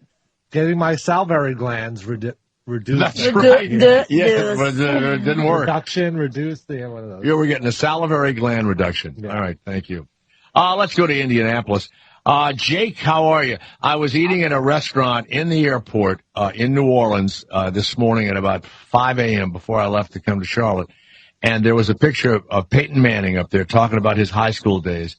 And he threw in high school for it's ridiculous. He was at to his brother, a B-League passer, and he threw for 10,000 yards or something in high school. Unbelievable. Unreal. I mean, they say he threw almost in high school the same as he did in college in the pros. Can you imagine? Jesus. Wow. So go ahead. Now, Jake, who do you like better, Peyton Manning or that new guy? What's his name? Luck. Andrew Luck. I'm a Peyton Manning fan. Yeah. You wish he was still there? Yeah. It's time for a change, but. Oh, really? You like him, but you like it. I think Andrew Luck is good. Yeah, he's a good young kid. He'll represent the city well. All right. You're not watching soccer? No, I'm working. I'm driving the truck. Okay. What can we do for you? Hey, so I had a teacher in high school. His name was Richard Harden. So we used to call him Harden Dick all the time. Now that sounds like a guy who was a prick. He was a... yeah, that sounds like a prick's name. Who do you have this year? I got Dick Harden. Oh, God, he's an asshole. Dick Harden. He was a real dick. Did he write on the board, my name is Mr. Harden? Yeah, he did. You know what? I would walk in as a teacher and go, all right, look, my name is Jay Thomas. If you want it written down, do it yourself. It's a pretty simple name. What a teacher I'd have been, huh, Christina? All right. You there in the back. And I'm talking to you. What's your name? Young lady, what's your name? You, Christina. Right, Christina. Mm-hmm. Come up here and sit in the front. Yes, sir. Oh, you're loud. All right. No, just in the front. What's your name? Ira. Andrew. I know your name is Andrews. Yeah. Garrett Andrews. I heard about you from Mr. Harden. I want you in the back right corner. Yes, sir. Back right corner. Good afternoon, Jay. What are you doing in the studio? Oh, well. It's Tuesday. He's got other priorities now. What are you doing? Ira's a big star. He's a big shot. Yeah. Lieberman Live. Wait a second. Why does he keep doing that show? I don't know. They keep on calling me up. Quit doing that show. Quit doing that show. I mean, yeah, quit doing it. Okay. I'll have to tell him. Why is Lieberman using Ira like on a weekly basis? I don't get it. They like him. I'm sure they do, but get someone else. What? If he's going to use Ira, I need a whackpacker to be named later. Okay. That I can use. Deal. They don't let me use Shuley. You know that, right? He's not allowed on Wednesdays anymore. Can't come over here. Really? Oh. No. Fuck no. Interesting. Yeah, I'll fuck have that. to tell Lieberman, Jay. Tell Lieberman until Shuley is allowed to do my show during the week on 104. You're not allowed to do that show over there and have him handle it. Or have his fucking mother handle it. All right, Whose Jay. home was blown up by AT&T. After 5 o'clock, I got something special to say to everybody that's listening to your show. It's about Friday, all day Friday. That's it. Wow. Is it some Jewish holiday? Jewish holiday? Something real big coming up. Yeah. Ira got new glasses. 5 o'clock. Yeah. They're a lot thicker and they're tinted at the top and Ira, let me see. Look at me. Oh, you look so handsome. Jake, you enjoying this, Jake? Hanging on the phone? You sneaky little bastard. Get rid of him, Garrett. They look like child predator glasses. Oh, right. That's wonderful. Right. That's right. Hey, I had a teacher once named Pete Pedophile. He's a cruddy guy. Jay, what is it, Ira? I heard you talk about you were running for mayor. Now, listen, Jay. I ran for mayor already in Charlotte. Now, I lost. Let me explain something to you. What is it? You needed a person like me to go around with you and say... No, Ira, I did it already. I'm not doing that again. That's over. Those days are over. Oh, you might be very, very good as mayor. I would be very good at it. I would be good at all of those things. All of it. That's right. Speaking of that, in Louisiana, we had a congressman who ran on this big, he has 5 kids, very religious. His name was Vance McAllister. He gets to Congress, and he's there not even a month. And a security camera or somebody who knows that he's full of shit videos him in the parking lot of the House of Representatives making out with the wife of a friend the woman also happens to be on his payroll there in Washington. The video is released. The governor of Louisiana says, I think it's best if you resign. And, it's all bad. Why does he have to resign? What does that have to do with anything? Because of his family values. That's why. He ran on everyone is at the Democratic side, especially promiscuous, activities and the family means nothing. And it's okay if you're an adulterer or if you're gay marriage or that's what he ran on. Oh, that's why. Okay. So now he has a really good looking wife. You got to bring him up. And it says here he was backed by Duck Dynasty too. That's right. Of course he was.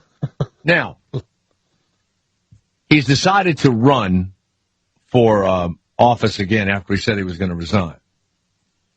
And they've got him in the Advocate, which was a Baton Rouge newspaper. Now it's in New Orleans. They show him with his family, but in the comfort of his home, he's sitting with his really good-looking wife who has these short shorts on and this blue kind of work shirt. And his hand has a full cheek. He's got a full handful of her ass in the newspaper, color picture. I've never seen a congressman, a senator, any state official, anything, in a picture with his wife and his hand cupping a full cheek. Have you ever seen that, Christina? Ever? No. A guy running for office, and as he's talking, he's got his hand on his wife's ass, and she has shorts on? No, it's I've unbelievable. Never seen that before. It's his wife, though. Which is fine, yeah, and I'm I totally like that. fine with it. I'd like to see a little bit of affection with them. I don't want to think that they're just robots. But the scandal was caused by a video of him kissing a married female aide. Ruined. See? Ruined a cool thing. McAllister arrived at his decision after discussing it with his wife over the weekend, whose ass he's rubbing in the picture. And boy, he just has that sleazeball fucking look. He does. He has a slick back, greasy hair. Oh, what a greaseball. What a scumbag. Now, who released this video, do you know? Because I saw it on YouTube. Nobody knows. Nobody knows. Somebody who didn't like him and knew he was doing this. Obviously. Did it. Yeah. The wife's pretty good looking, though. She plopped out 5 kids, too. Can you find the picture? Go to... I couldn't find the ass picture, no. The NewOrleansAdvocate.com. All right. Today. It's on the regular paper, it's, page 4 or whatever. Yeah, I've never seen that before. Never in my life. He's got a handful of ass, boy. Now, if he was a Democrat, I'd vote for him tomorrow. Charlie, you're in Indiana. Now you're in the Jay Thomas Show. Yes, Charlie, go ahead. What's your last name? Tuna? Yeah, that's a good one. Oh, the brilliance of Jay Thomas. I'm sorry. When I was in high school in Chicago, there was a guy, I think he was Lithuanian, and his last name was pronounced, his first name was Jay, his last name was Chopchek. Yeah. Jay Chopchek. Okay. Chopchek. Jay Chopchek. Whenever I call my friends and I say this is Jay Chopchek, they always laugh. I thought maybe you'd think that was funny. Well, no, I don't think it's funny. But you do and your friends do, and that's really all that counts. Isn't it? Now watch this. Watch this. He's been completely eviscerated, like deveining. It's like I deveined a shrimp, Garrett, except it was a human being. And yet here he comes again. Yes, go ahead, Charlie. Have you seen the movie Slapshot lately? Have I seen Slapshot? Not in 35 years. No, I have not. I have not seen it in 35 years. Because I have a teenage son, and I was telling him about how funny it was. We went to the library and got it the other day. And, wait a minute, Ira. This guy goes to the library to get movies. He's gone. Where did he go? Lieberman Live. You got to be kidding me. Yeah, what do you think? I just told him not to do it. I just told him not to go over there. He's done on this show. He's finished. Ira's out. Sick of him. And John Lieberman, out. Done as far as I'm... You know what? They're dead to me. They're dead to me. You just spit on them. Okay, Charlie, look, I'm going to put you out of your misery and say see you later, okay? Slapshot and whatever that chopchick thing was. Good God Almighty. I've my God, horrified. So what? Vance McAllister's wife speaking. I don't know what she says yet, but I would like to hear Mrs. McAllister, who has forgiven her husband and lets him get a handful of ass. She's for at the photographers. The podium, and their 5 children are all yes dressed very nicely with the husband standing behind them. Here we go. I'm really appreciate it. I'm so proud of my husband and our family. Well, so thankful. You know what, Garrett? She's sounds like she's from Uttar. All right. I'd like to introduce my husband. It's hard to understand. Yeah, all my kids. You can't hear her. You think he instructed his wife's mic not to be on during the speech? Let's go to Dan, who's in Greensboro, North Carolina. Yes, Dan, go ahead. Hey, Jay. Know this woman, her name is Carlotta, but she goes by Lotta. And let's go around the horn and see what her husband's last name is. No, we're not going around the horn. Cut that off. Are you nuts? Are you nuts? I didn't know. You need something. The people are watching soccer. I'm trying to bring you some entertainment. Get rid of this asshole. Get rid of him. After we call him a dirty name. Here we go. Oh, that was Puto. Yeah. Still 0-0. Ladies and gentlemen, I'm going to say something to you you cannot believe. After 37 minutes and 54 seconds, it's still scoreless. Whoa, almost not. Bullshit. Almost is not the real thing. Christina. What? When you go I'm home, totally bored try with to this. watch. Yes, no, I try can't. to watch. I can't watch it. There's no reason for me to watch it. Oh, that's all they do. Yeah. They almost get in the hole. Almost. I mean, there was a dick shot the other day, though. That was pretty interesting. But I saw that on the internet. I didn't need to watch the game. Well, what do you mean a dick shot? What happened? A man's penis? Yeah, a man's penis was flopping around in his little, what do they call those things? Jock straps? No, he had a jock strap, and the shorts were very loose, and you could see his package. Full package. You know, the roads are so bad in Louisiana. How bad are they? The man needs a jock strap, and the woman, when you're riding in the car, and the woman needs a sports bra. Good evening, ladies and gentlemen. Let's go to Craig, who's in San Diego. Yes, Craig, go ahead.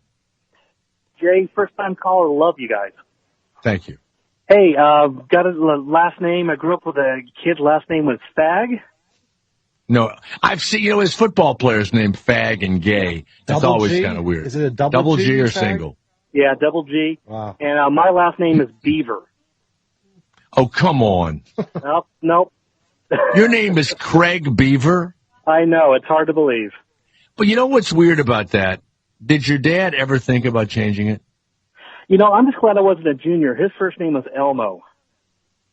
Elmo Beaver was your father. I don't believe a word of it. Elmo Keith. Christina, Google Elmo Beaver for me right now. Elmo Keith.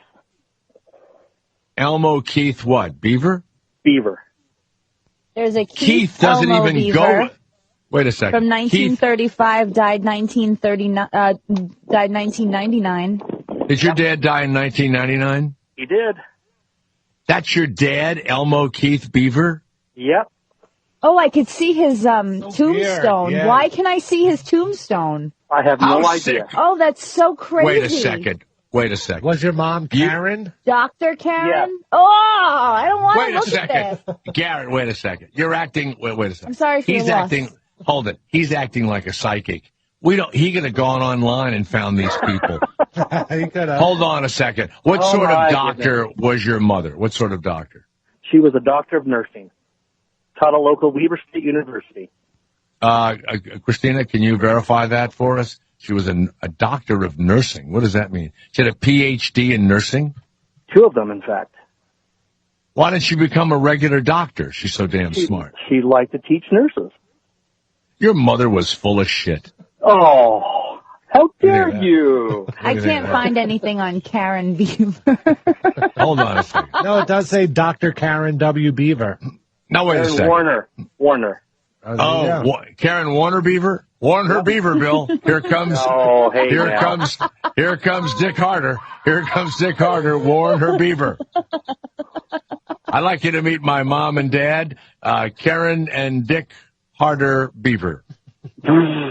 Now, wait a second. Did your dad ever consider changing the last name to, Porcupine? Believe me, when I meet people for the first time, they like to French it up because they just can't believe that my last name is Beaver. They go, Bear? No, it's Beaver. Bear! Who's Connie? I have no idea. Well, whoever she is, she created the site where we are able to see your parents' tombstone. Connie's just the ghoul that walks around the cemeteries taking pictures of gravestones, I imagine. Connie is a ghoul? Yeah. He's a ghoul? I haven't heard that term since, the late night scary movies when I was a kid. And tonight, a ghoul will come out and get you on Morgus the Magnificent. What else do you call someone that creates tombstone websites? I don't know. It's like Facebook for your tombstone. You're never going to hear a radio announcer say what I'm going to say right now. What the fuck are you people calling for when the United States is playing soccer? All right, Mr. Mr. Beaver. The jersey Altidore has had. And he's been out 15 days and counting so far. It looks like the end of Johnson's World Cup, unless there's a miracle recovery. Gonzalez to make the interception. Nothing again. Let's go to Rich in California. Hey, Rich, it's Jay Thomas. By the way, don't think for 1 minute that I'm not pulling for the United States. I am red, white, and blue all the way through. I want our nation to destroy those Belgian waffle-eating bastards. All right, Rich, go ahead. That's for all my Tea Party listeners. Yes, Rich, go ahead. Yes. I played football with a kid named Dick Long, and the coach would love to call us by our last name. So he would be Long Dick. And he was, I never really took a shot. The coach didn't say Long Dick. The coach didn't say I swear. Why would he say that? Doesn't even sound right. Like, all right, Thomas J, get in there. What are you talking about? Long They always Dick. call you by your last name.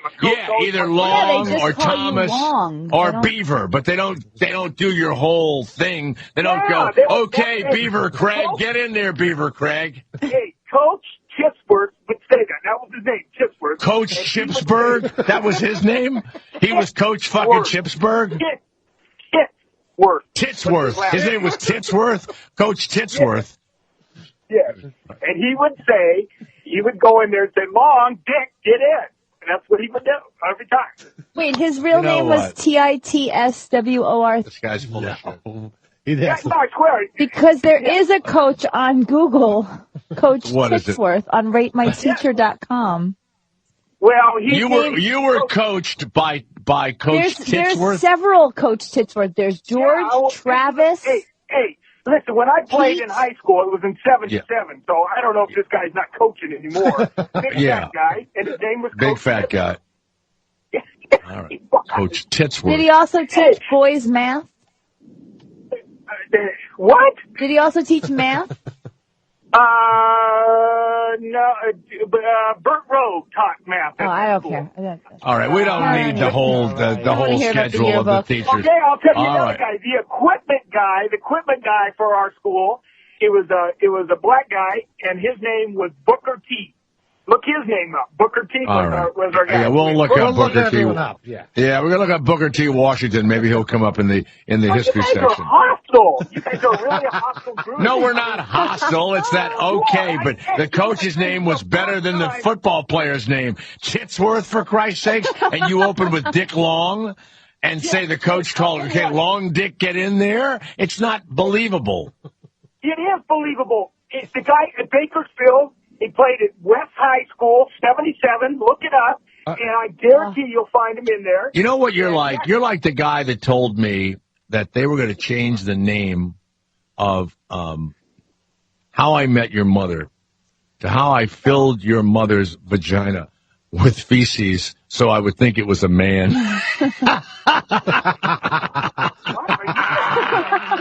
And that's the only way Neil Patrick Harris would do it. Wow. Hey, you want to hear a stupid name? I went to a doctor once who couldn't have been more than 10 years old, and his name was Doogie Howser. I got you on the run, my friend. Oh, yeah, I'm on the run. You're on the run now. I'm hitting you left and right. I'm hitting you left and right. I'm doing 70s TV stuff. I got 80s, 90s trivia. Where's that Chris Carter from the X-Files? All right. There you go. That's it? All right. That's it. You're done. See you later. All right. See you later. I don't want to answer the phone. I swear to God, I'm frightened. Let's go to Bob of Scranton, PA. Yes, Bob, go ahead. Hey, Jay, I was wondering if you're really upset that Ira left your 2-3 hour radio show to do a 15-minute spot over on Lieberman Live. Well, I feel badly for Lieberman. I mean, this is his life, interviewing the Whack Packers. Do something else. He's an intelligent guy. What's he doing? Yeah, but What's he doing? Howard commented that he liked Ira, and now he's over there. What's next? If he likes Christina, you lose Christina? I guess. You know what it's like? It's like King Henry VIII and the potentates. And, you saw Braveheart, too, right? When the king wanted somebody, they just rode into the village, and that was it. You will ride my cock. I'm the king. Ride my cock. It must be good to be king, Garrett. That's what I got to say. Do you think they deflowered only the hot wives, new wives, or they? I have to tell you, the teeth were bad. They didn't bathe. They were stinky. There was syphilis. There was all sorts of horrible shit. I want to tell you something. I'm not so sure they really wanted to have that much sex with anybody. But it was you didn't pretty have stinky. any STDs before you were married. Yes, you did. Oh, hell yeah, they did. They weren't having sex. They had all kind of fungal stuff back then. Are you kidding? Oh, my God. Stuff got up along the chastity belt. Yes! That was for rich people, Christina. Chastity belts and all that stuff. Well, no, when they rode in, I don't know. I mean, but the king, he had women all over the countryside. He would have he would have the wives of dukes, and they knew that he was fucking their wives, but couldn't do anything about it. I mean, that's true. Yeah. King Henry VIII, Henry had a terrible cut on his thigh, and it festered for over 20 years. Festered. It stunk. And they did everything. They burned him. They put leeches on it. They put, whatever, tinctures they had. Did everything. They tried penicillin? No. I'm not going to eat this bread. It's moldy. If only he had known, he would be cured today. All right. Eeny, meeny, miny, mo. Everyone has a stupid name. I hate everyone. Oh, I know. Hey, what do you think of these guns? Trying to get to do some new calls. I'm going to take all the guns away from everybody and give them to the criminals and let them kill everybody that wants guns. Let's go to Tim, who's in Chicago. Yes, Tim, go ahead. What's up, Jay? I went to high school with a gentleman named Richard Rash. We're not keeping you awake, are we, Tim? Keeping you awake. For real. Richard Rash. Dick Rash. Well, hold it 1 second. Good old Dick Rash. Dick Rash. Right. You know what? Everyone stop calling. It's over. Go watch soccer. Kick ass. I ruined the whole thing. Awesome. Yeah, you know what? Really. You did. Fantastic. You know what you can do today? You can go stay to your family. I called a internationally syndicated satellite radio show and ruined the show. Oh, don't make it sound like it's that great of a show. Well, it is broadcast in that arena, I will say that. Okay, that's fair enough. I mean, you know what's funny? I'm just hoping there are spacemen somewhere with the big giant, probe. I'd love that. Yeah, and they hear my voice. I'm the voice they hear from. They're trying to, like we're trying to hear them. And one day they I like to fill her pussy with feces, so I thought it was a mess.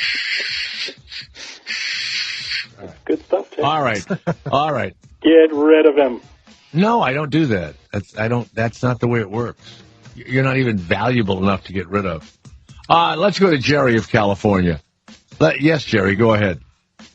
I have a couple for you. One, I have had my teeth taken out, my wisdom teeth when I was in high school, and the oral surgeon's name was Dr. Kilcutt.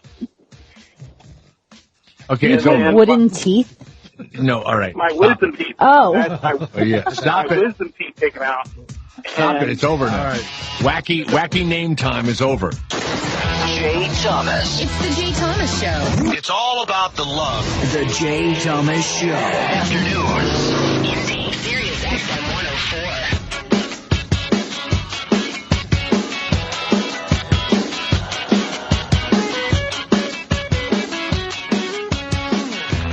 Let's see.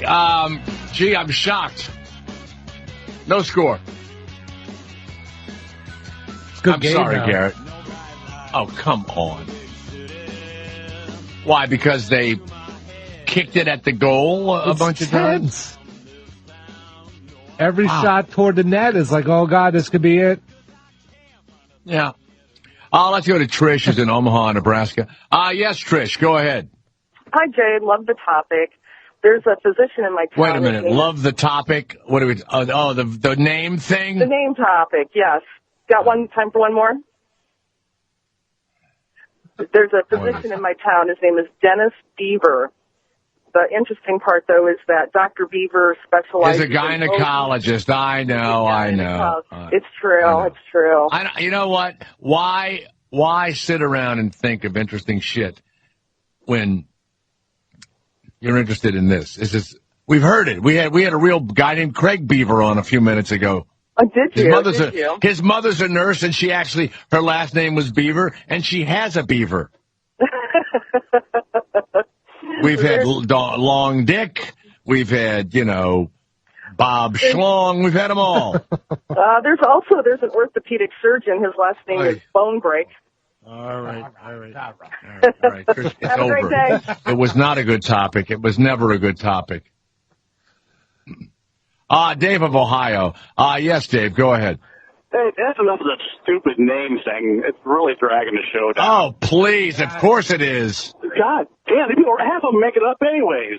It's ridiculous. Anyway, while you was that commercial, I switched over to hear this Leave It Alive bullshit. Yeah. Now, Ira was kind of funny, but apparently he's considered a whack pack, part of the whack pack. Yeah, I know. Which is bullshit. I kick him off the show and say, just stay over there. You know what, Dave? I don't need any advice, okay? I don't. Sorry. The last thing I need about my life, my livelihood, is Dave of. Let me tell you something, Dave.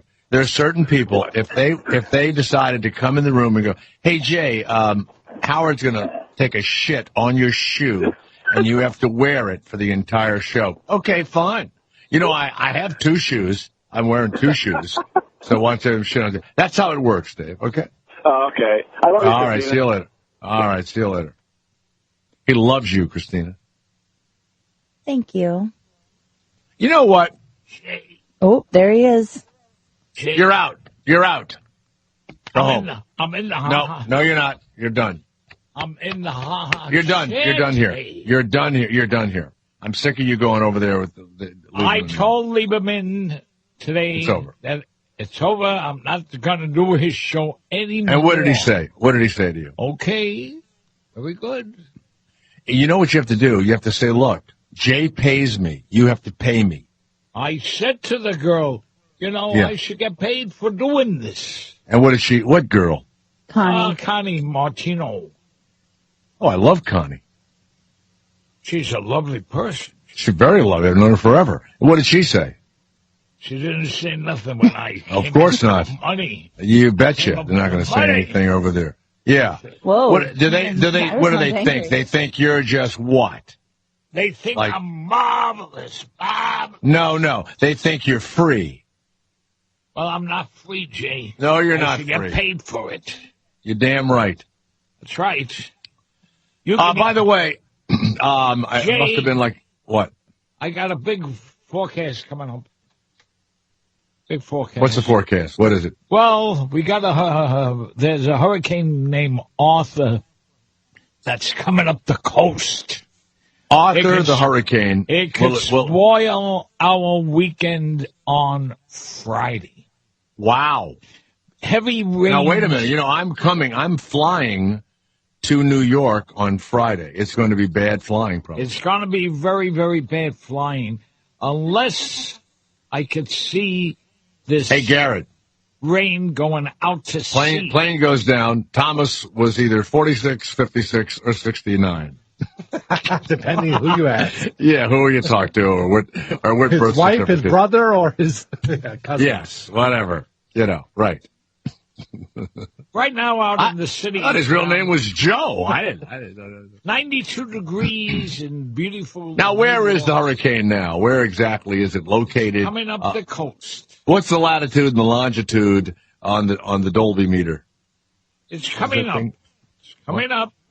What's a Dolby? A Dolby's how loud the hurricane is. What's the other thing they read? What's the hurricane? The Doppler. What's happening on the Doppler? Well, I can see it coming up really, really quick. Do you have a Doppler in your bedroom at home? Yes, I do. Wow. Unbelievable. How much was that? $400. Wow. All right. Oh, let's go to Larry of California. Hey, That's Larry, a funny name. How you doing? Larry that's his real name, Larry of California. That's his last name. Larry. Hey, I know a guy named of California. I'm good, Larry. Go ahead. Pussy eater, how you doing? Yeah, Hey, I'm good. On TV recently, you got to color your hair a little bit. You look like a broken down man.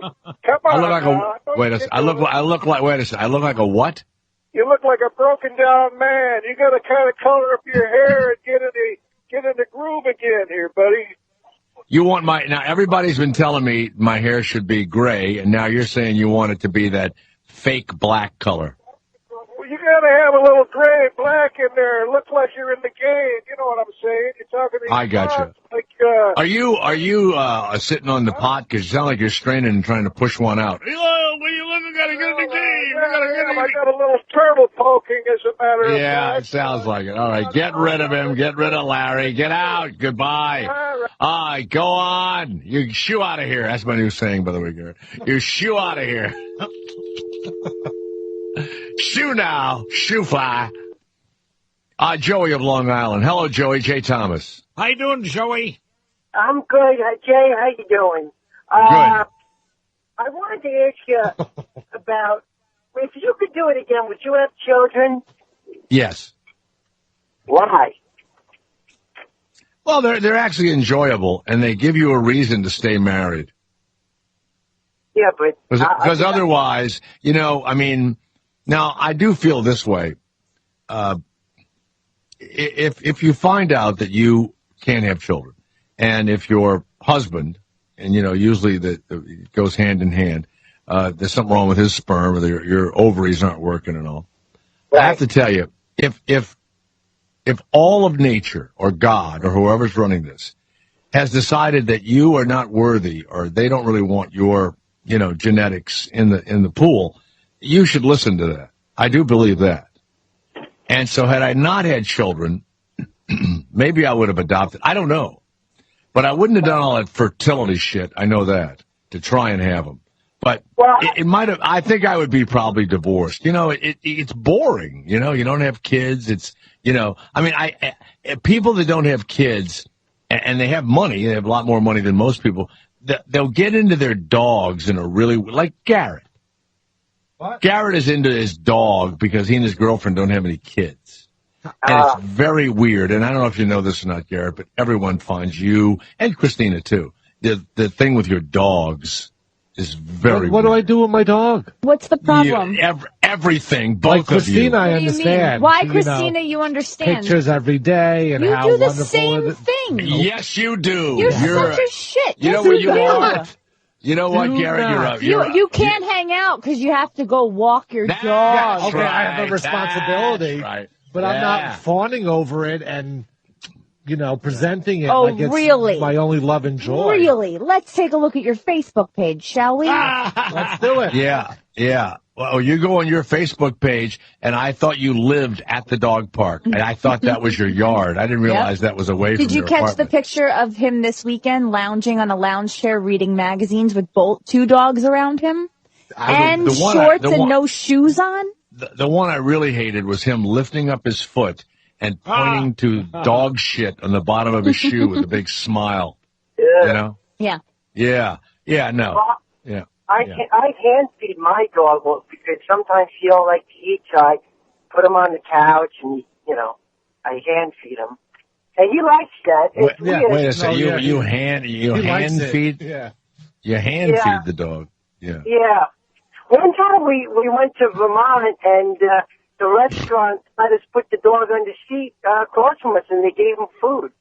No, they did not. No, they didn't. That's against the law. Not in Vermont. No, I swear to God. It was New Year's Eve, and they gave him a little bit of steak. I'm not joking. I would have left that restaurant in a minute and a half. Out of there. Well, he's very good. My ex-wife used to put him in like a baby carriage, and he had to be coddled, and so he's a little spoiled. But so why didn't you and your ex-wife have children? Well, that was the problem. I didn't want to have kids, and she did, and we had to go our separate ways. But now you know what? I'm glad you didn't have kids because you would not be able to discipline them, and I'll tell you why. Because of your voice, I don't think when you got mad they would have believed it. But I'm going to test it. I want you to pretend or whatever, get as angry as you can right now. No, don't do it yet.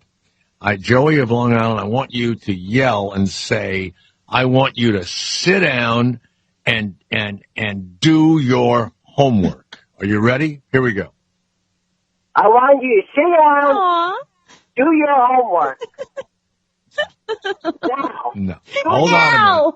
Hold on. Wait, Christina, don't hold on a minute. All right, hold on. Joey, get a little more angry. Hold on a second. I want you to get out there. I want you to take that garbage out now. Yeah. And then come right back in and no TV tonight. Here you go. Go ahead. You take that garbage out right now and or there's no TV and you go right to bed now. You go now. Garrett. Can I suggest something? Sure, go ahead. Go ahead, what? Can you say I tripped and hurt my neck and I'm going to sue you? I tripped. Well, why would I say that?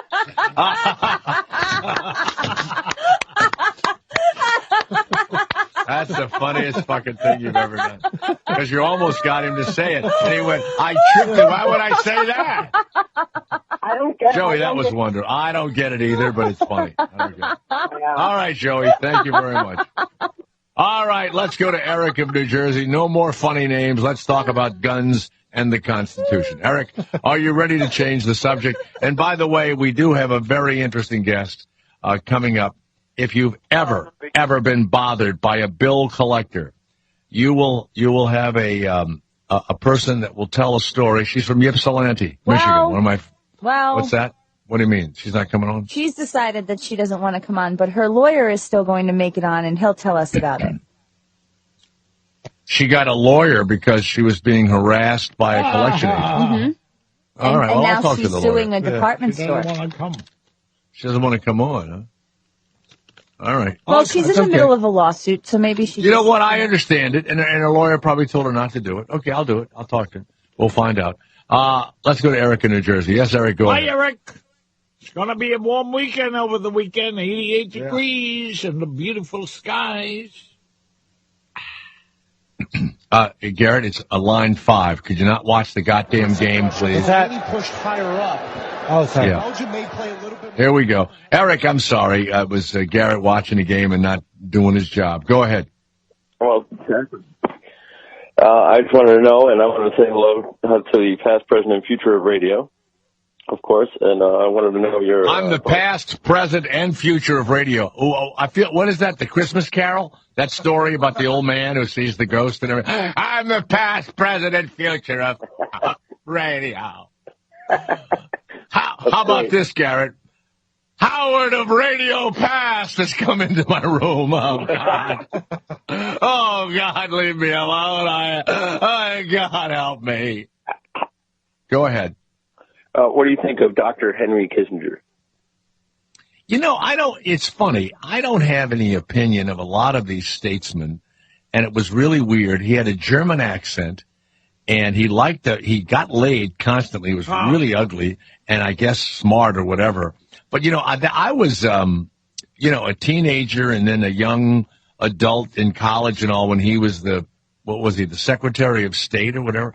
I don't know what I think of those people. They were weird. They were odd. He talked a lot about depopulation and stuff. He did. And also, they really did send a lot of young people to their death and to be wounded. And I really don't. And listen, I don't get Barack Obama anymore. I don't mind those drones. He's from the school of Kissinger. It's really weird. It is odd. He's more of the school of South Chicago, where you fuck with us and stuff. But I don't get any of it. I don't know. Something happens when you get in there. I don't know what it is. Now, Kissinger was a professor. He was a professor. If I really wanted to solve the Middle East crisis, I would hire a guy named Ali Khan or something. I wouldn't have, with Lurch. What's his name? John Kerry. I'm sure he's a nice man. Yeah, he looks like fucking Lurch from the TV show. I would have a Middle Eastern person who was kind of cool and taught at some university or whatever and knew the history and everything else. And because that's really where the problem is, right? And I think if I was dealing with China, I would have a Chinese expert, and I would show them to the public. We never see anybody from the countries that we're dealing with. Then doesn't that seem odd? Let's say you're, Eric, you're in your house, you're in New Jersey, and there's a problem in New Jersey, and you're having a fight with New York, and the guy that comes in to solve it is from North Dakota. Yeah. It doesn't seem right. I would hire a guy from New York or New Jersey to come in and help you with your problem. What's that? It seems like something Comcast would own. And therefore, they might not have anybody on site in New Jersey. It seems like something Comcast would own. I don't know what that means. I don't know. But, Jesus, I don't know. What about Paul Wolfowitz? Hold it, Garrett. Paul Wolfowitz. He was a guy that was something or other, Wolfowitz. Hey, by the way, I really feel sorry for? The guy they fired at the VA. He was a great general with 1 foot. Did you know that?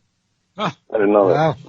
Does the new person have 1 foot or is missing a finger or something? I think you can't be the head of the Veterans Administration unless you've had a digit shot off. I'm pretty sure.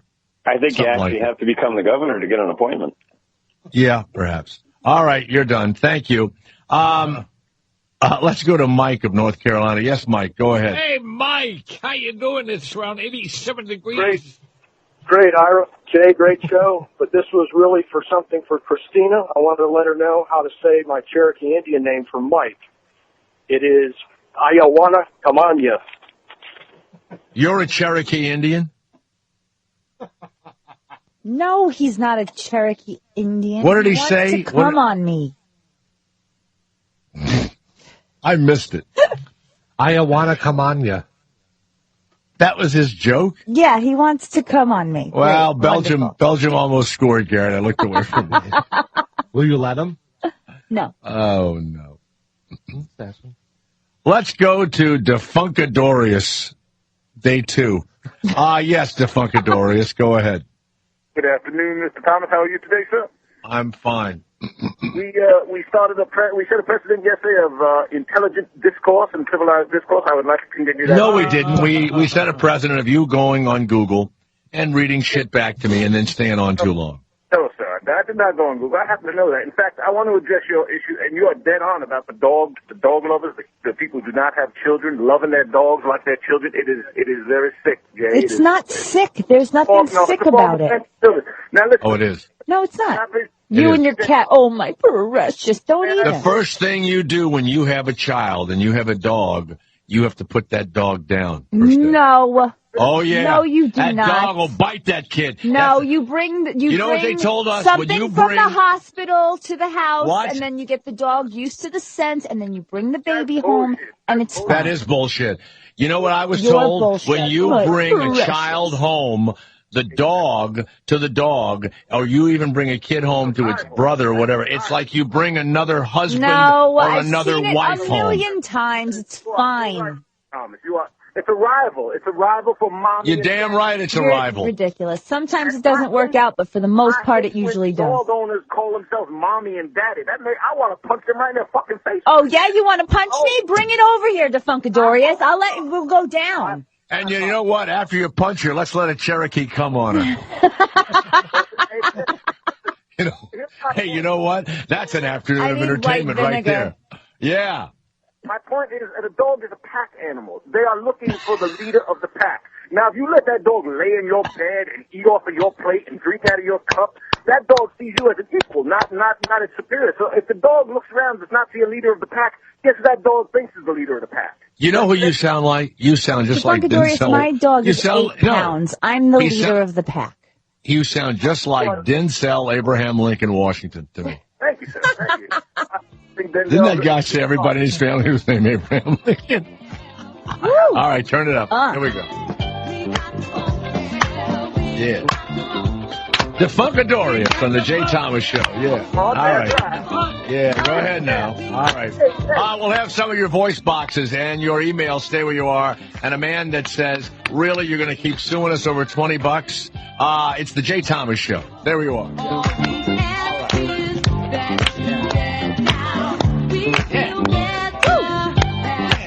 Slap my ass and call me Sammy. Yeah. Yeah, baby. All right, yeah. Yeah.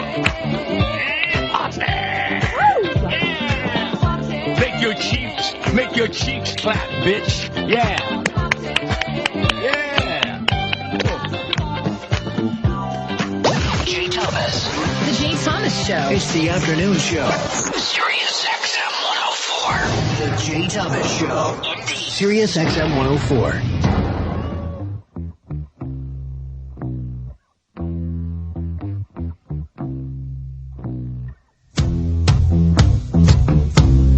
This is like such a creeping song, isn't it? Boom, boom, boom. I'm creeping around. Yeah, baby. I love it. Go to jthomasshow@gmail and send me whatever message you would like. This is from Mark. Jay, you were talking about a children's book title that you'd like to write. I have a good one for you. Here it is. Everything seems great, but just you wait. From David. For the first time ever, I agree with Garrett. I normally laugh at his idiocy. Garrett is a certified maniac and possibly a weird pedophile. But he is 100% accurate when it comes to the World Cup. It is edge-of-your-seat thrilling. I can't stop watching. Now, Jay, I don't know why you don't like soccer. I know it's not Americanized, but let's Americanize it. When a team marches down the field with a soccer ball, right in the middle of the most exciting time, you'd call a timeout. Okay? Everyone would stop playing right at the most interesting time of the game. That's Americanization. And then advertisers would come on. We all love those fucking commercials. Jay, soccer is a game of patience. Get on the bandwagon, you jack-off. I sensed a little sarcasm in that email. They kick the ball, and they hit the ball with their heads also. Right. Chad says, I listened to your show. You mentioned numerous times how much you enjoy football, and you like to dabble in gambling. Well, as the season begins in earnest later, you might be interested. I'll give you my NFL play. I do one NFL team, a 10-point teaser per week, and in the past 3 seasons, I'm 12-6, 13-5, and 12-6. He's a bookie. He's a tout. Good record, though. Scott Farrell always had a good record. Records. And they all have good records, every one of them. Go online. All those guys are going to give you advice. Now, is it lying or selective? Selective record keeping? Yep. Yeah. Yep. Or you pick a definite winner and you just take credit for the winners. But don't you have to you have to involve the spread, right? So there's no definite winner in anything. Certain games, it's almost a definite winner. Yeah. In 3 seasons, I've only had 2 losing weeks in a row. Then look. Why don't you just bet money and make a lot of money and leave me alone? All right? Cheese dog. I don't need all that. Show on CNBC, I think it's called The Prophet, but it's about a guy in Vegas that brings out people and he tells them what to bet and how much money of their own money to bet on games, and then they watch the game together. And he gets a certain amount of the winnings if they win. Oh, right. And he's the typical Vegas scumbag. Yeah. Yeah. And the whole time he has like 15 salespeople pushing people on the phones like, come on, just come back with me. Well, I know I lost last week, but come back this week and we'll get your money back. Yeah. And they're like that bald-headed guy that goes into the NFL camps and teaches them boxing or whatever. I hate that Glazier, whatever his name is. Oh, Jay Glazier. I hate that fucking guy. Why? Ball-headed prick. He's just like an insider, kind of. Bullshit. Just shows you how dumb football players are. Let that asshole in there. Alan says, subject, Jay, soccer pussies. 3 tours of Iraq and Afghanistan, hundreds of paroles, 60 to 100 pounds of kit on my person at any given time. 0 water break timeouts, my friend. Screw those soccer pussies getting paid huge sums of money. Wow. I saw a documentary David Beckham did where him and a few friends got on motorcycles and drove South America, like the whole thing or something, in remote areas. And he just wanted to be where people didn't know him. And they went to the typical Who is this? David Beckham. Oh, right. Yeah. The typical Aborigine type of tribe thing, where no one's really allowed to go. And he goes there, and he's telling the guy what he does for a living. And the look on this, he just like, I like get with 10 of my friends, and we kick a ball, and everyone watches. And the look on this guy's face, like, this is how you live? Like, he couldn't even comprehend the fact that people do this. It was such a weird whole thing. It is weird when you think about it, playing a game for a living. It is odd. He's like, I make so Now, is this money. pro? Now, you see, I don't even know. Is this pro or amateur soccer? What is it? The World Cup? Yeah. The World Cup's like all-star game soccer. But are they paid? I guess so, but not. I don't think they're under contract. They don't. You can only play for the team you were born in, and maybe one other team. But are there famous pros in this? Oh yeah, all the famous pros, the best players. But did Beckham play in the World Cup? I don't think so. He's old, but he played in many World Cups. That's what I'm saying. Did he play in a World Cup? Yes, he did many times. Did he ever win? I don't know. I don't know. England would have had to win. Yeah, I don't think they've won in a while. I could be wrong though. Yeah. This comes from Fly Kev. Lisa Lampanelli and her husband Jimmy Big Balls have filed for divorce. Did you know this, Christina? They're getting divorced. Jimmy Big Balls. Yes, I did. They lost 204 pounds together after having their stomachs stapled. And Lisa had her excessive skin removed. Jimmy needed that extra weight to keep from falling into that giant cavernous vagina of hers. She's a nice girl. I feel badly. Now, what was he like, Christina? He's a big white guy. Not anything you'd ever expect Lisa to be with. Right. Now, is it they got divorced because they look good now, so they can shoot higher? You know what? She'd have to lose a lot of weight, have her head chopped off, and had Heidi Klum's head put back where hers was. I agree. Yeah. Really? Yeah. No, I like Lisa. I think she's a very sweet lady. Jay, you had a conversation about people masturbating on a bus. Have you ever seen the bit by Dave Chappelle? No, I have not. We'll play that later. Our guest is ready, I take it, right? Yes, sir. Right? Okay. We were going to have the woman on, but she's decided not to come. Well, that's fine. Let's go to, they say doctor, or you'll say professor or PhD. Let's go to lawyer Adam Crone. How about that? I call you lawyer. Huh? How you doing, Barrister, Esquire. How are you, Adam? Welcome. You're representing Lisa Ratliff, Crone and Moss.com. Kohl's is a big, huge department store. Now, in Ypsilanti, she owed $20. This has happened to me, by the way. In fact, it almost destroyed. This is ridiculous. I didn't even know it. I owed Sears $135 from 15 years before I was buying a home, and I was having trouble getting a loan because there was some black mark on my report. My what do you call it? A lot of people use that to I didn't even know it. I didn't even know it. And so the lawyer or the finance guy kept saying, "Look, man, you didn't pay this Sears bill." I go, "What are you talking about? I don't even have a Sears credit card. I don't know." And I don't even know how it happened. and it was from, I'm telling you, 15 years before, and I went through hell. Now, your client owed $20, and Kohl's sicked a, what do you call it, a collection agency on him? Well, what's interesting with this case is it's the bringing to light the use of these auto dialers. And what they do is they get people's cell phone numbers and they sick the auto dialer, not the debt collector, on them. So they're doing that so they're not having to farm out their collections to these third-party debt collectors that take a big slice.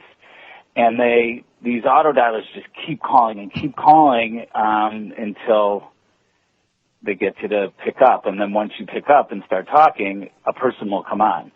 The reason why it's illegal is because under the Telephone Consumer Protection Act, you cannot use an automated dialing system to somebody's cell phone. Well, this ought to be actually a class action suit. Well, we don't know anybody else except the people that have reached out to us since this has gone public, so we are getting some people calling in having the same scenario and are looking into that. But Kohl's is a huge department store, right? And if they're doing it to your client, they've got to be doing it to thousands of other people. And they're in direct violation, you think, of the Protection Act? Yeah, of the TCPA. So, we're definitely looking into that.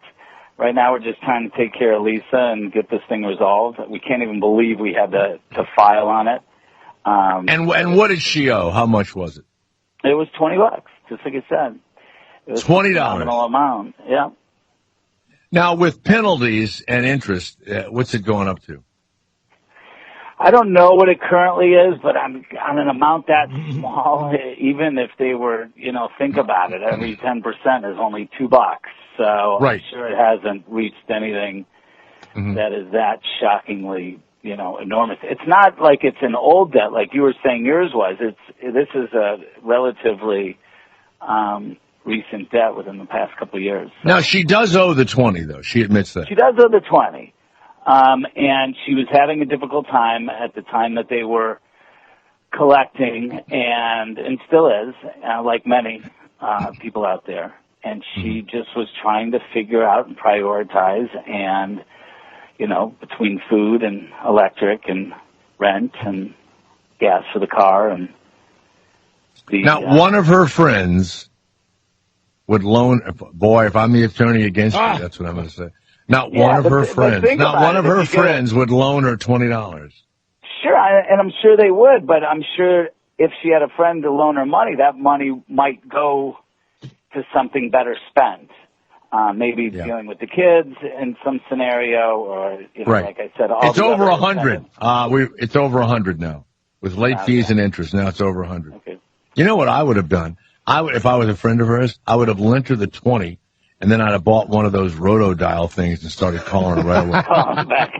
Yeah. Hey, where's my goddamn money? Click. Hello, where's my money? You know what's funny? I'm getting a robo-dial on my cell phone, but it's in Spanish. So it's somebody who has a number close to mine, because now that I'm talking to you, I'm getting like 2 or 3 a week, and I'm thinking, what are they saying? And I can't decipher it. But that's what it is. It's a Hispanic robocall. Yeah, and we get a lot of those cases where, with these turnovers, with these pay-per-use cell phones, I don't quite know the vernacular, where you can go just pay as you go, I guess. A burner. The turnover in numbers now is so... A whore phone is what I call it. It's the phone you give the number to the whore you meet at the bar, who's not your wife. Yeah, I have a special number, 555-2720. Right.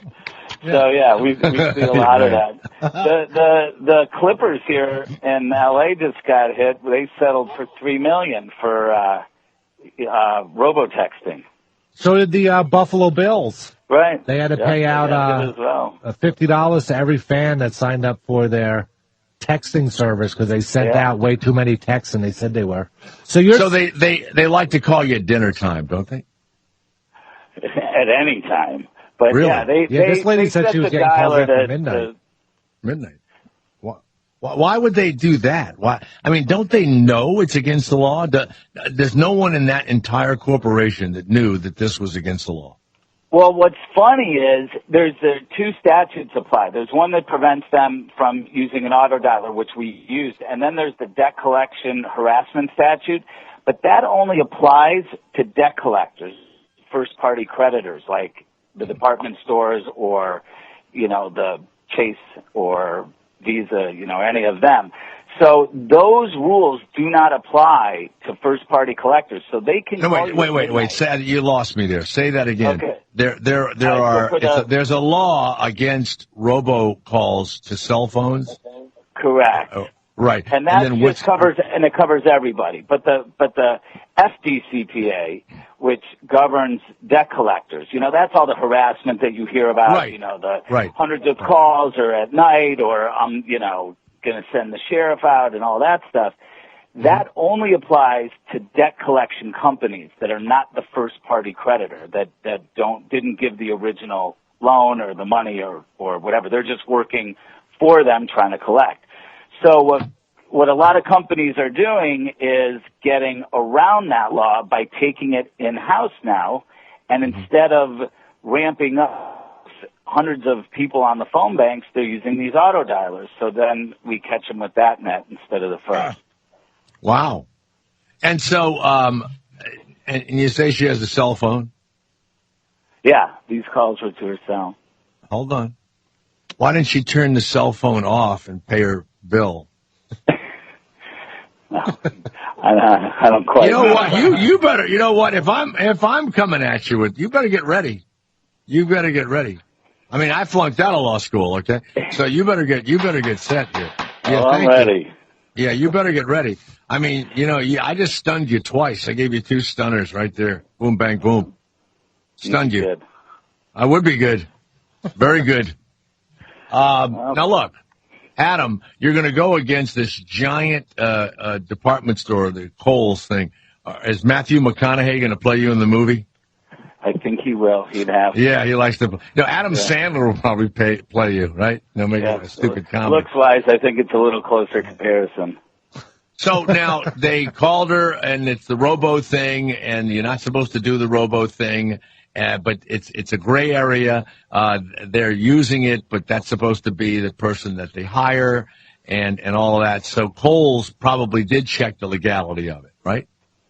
Yeah, I mean, in terms of what you were saying before, in terms of, using it to get around the FDCPA, they brought it on and used the auto dialer to her cell phone. Now, a lot of them know the law and do it anyway because it's still cheaper. The cases, unless they're class actions, like you said earlier, are relatively small cases. So it's a situation where it may be an advantage for them financially to do it. Maybe they're collecting millions and millions of dollars doing this and only paying out, a couple $100,000 in lawsuits. I don't know the math, but that's only what I could guess is why a lot of these companies still continue to use them. So when you go to court, I also don't think they go to the trouble of checking it out. When people put on an application, what? Put their cell, their home in the home box because that's all they have. Right. Now here's my question. She now owes over $100, and right. And she started with 20. She does owe the money. It's a gray area or whatever. They called after midnight. They called early in the morning. I mean, what are you expecting your client to get out of this? Well, the damages for this particular statute are anywhere from $500 to $1,500 for each call, depending on the willfulness of the. Wow. Yeah. And you get 1/3 of that.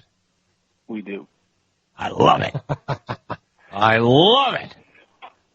And now, what kind of stuff does Kohl's sell? What does Kohl's sell? What do they sell? They're just a general department. Like Macy's.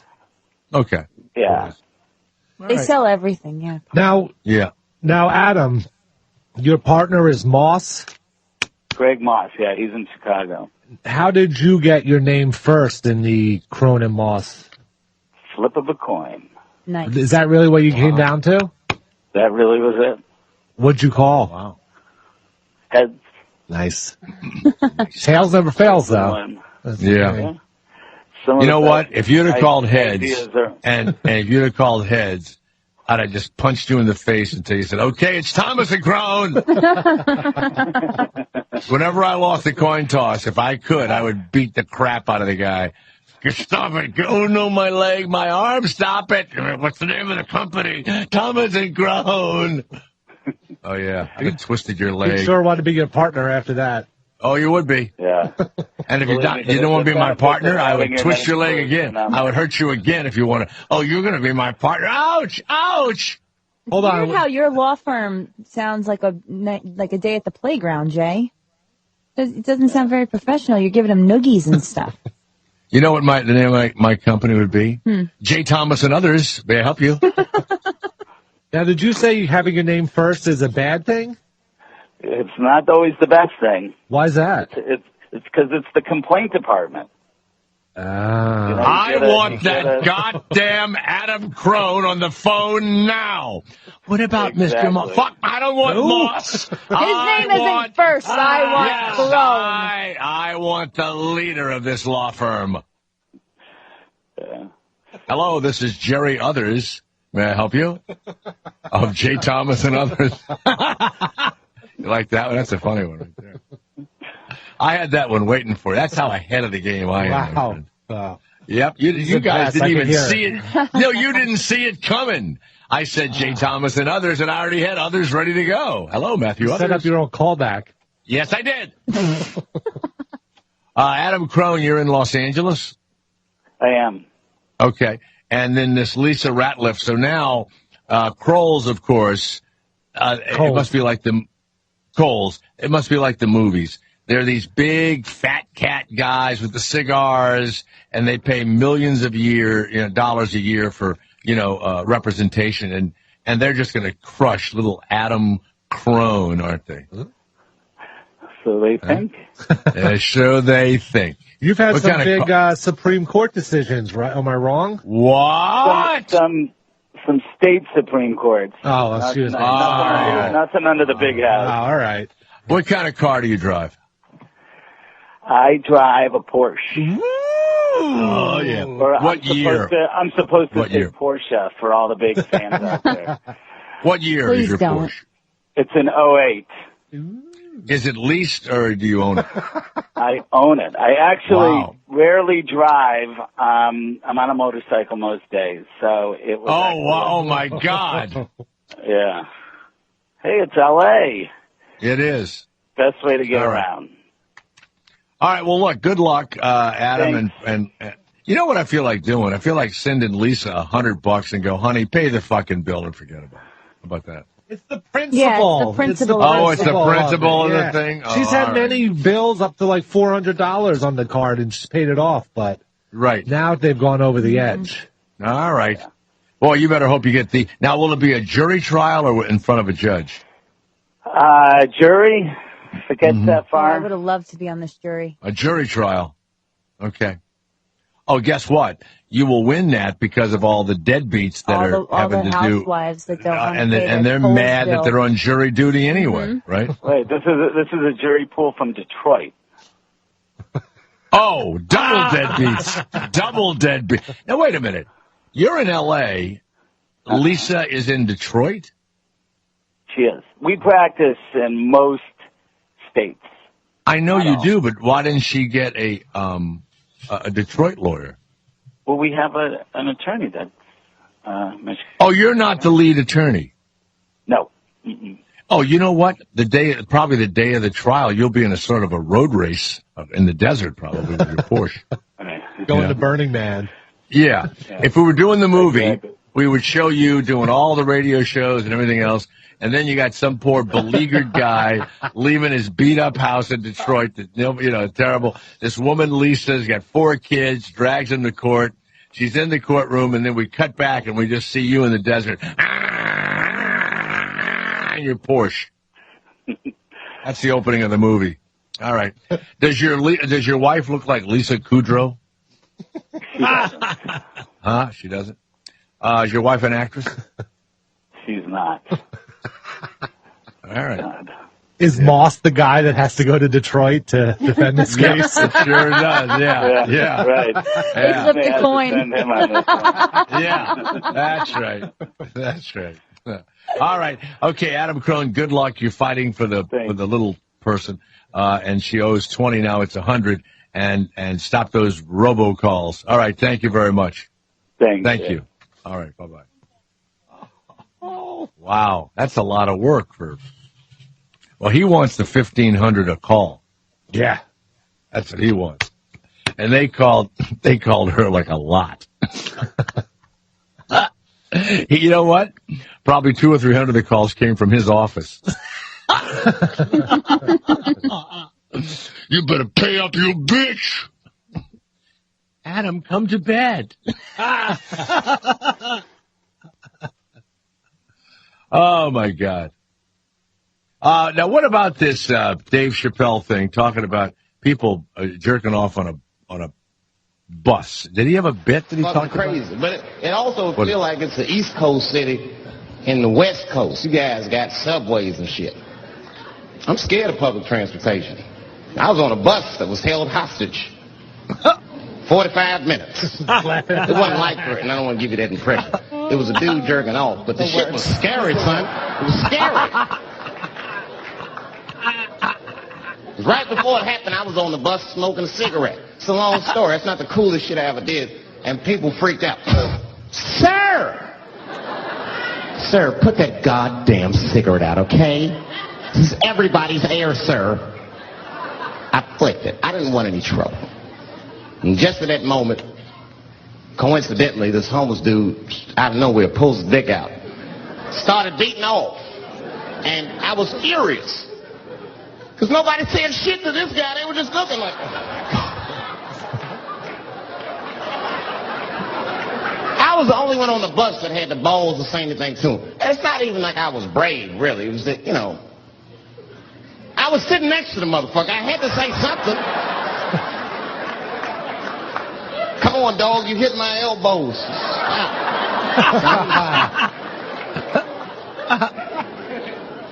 That's all I said. I didn't want to say too much.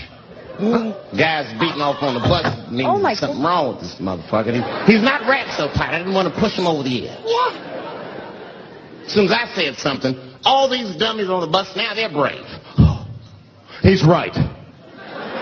Put your goddamn cock away. I don't want to see this anymore. I don't want to see it either. Yeah! Now the guy flips out. All right, everybody, back up. Back the fuck up. I tried to be nice about this. Now everybody freaks out. Oh my God, it's a biological attack. Oh. I'm caught in the middle. I can't lose my cool. I said, hey, everybody, just calm the fuck down or you're going to get me shot. So just be cool. Let's do what this man says so he'll leave us alone. Now everybody gets quiet. He's holding him hostage with his dick. It's better. That is better. Oh, man. And then he started walking up and down the aisles. It was terrorizing us.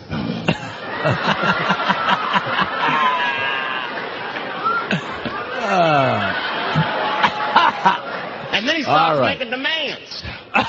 You in the pink shirt. Squeeze your tits together. Oh, God, no.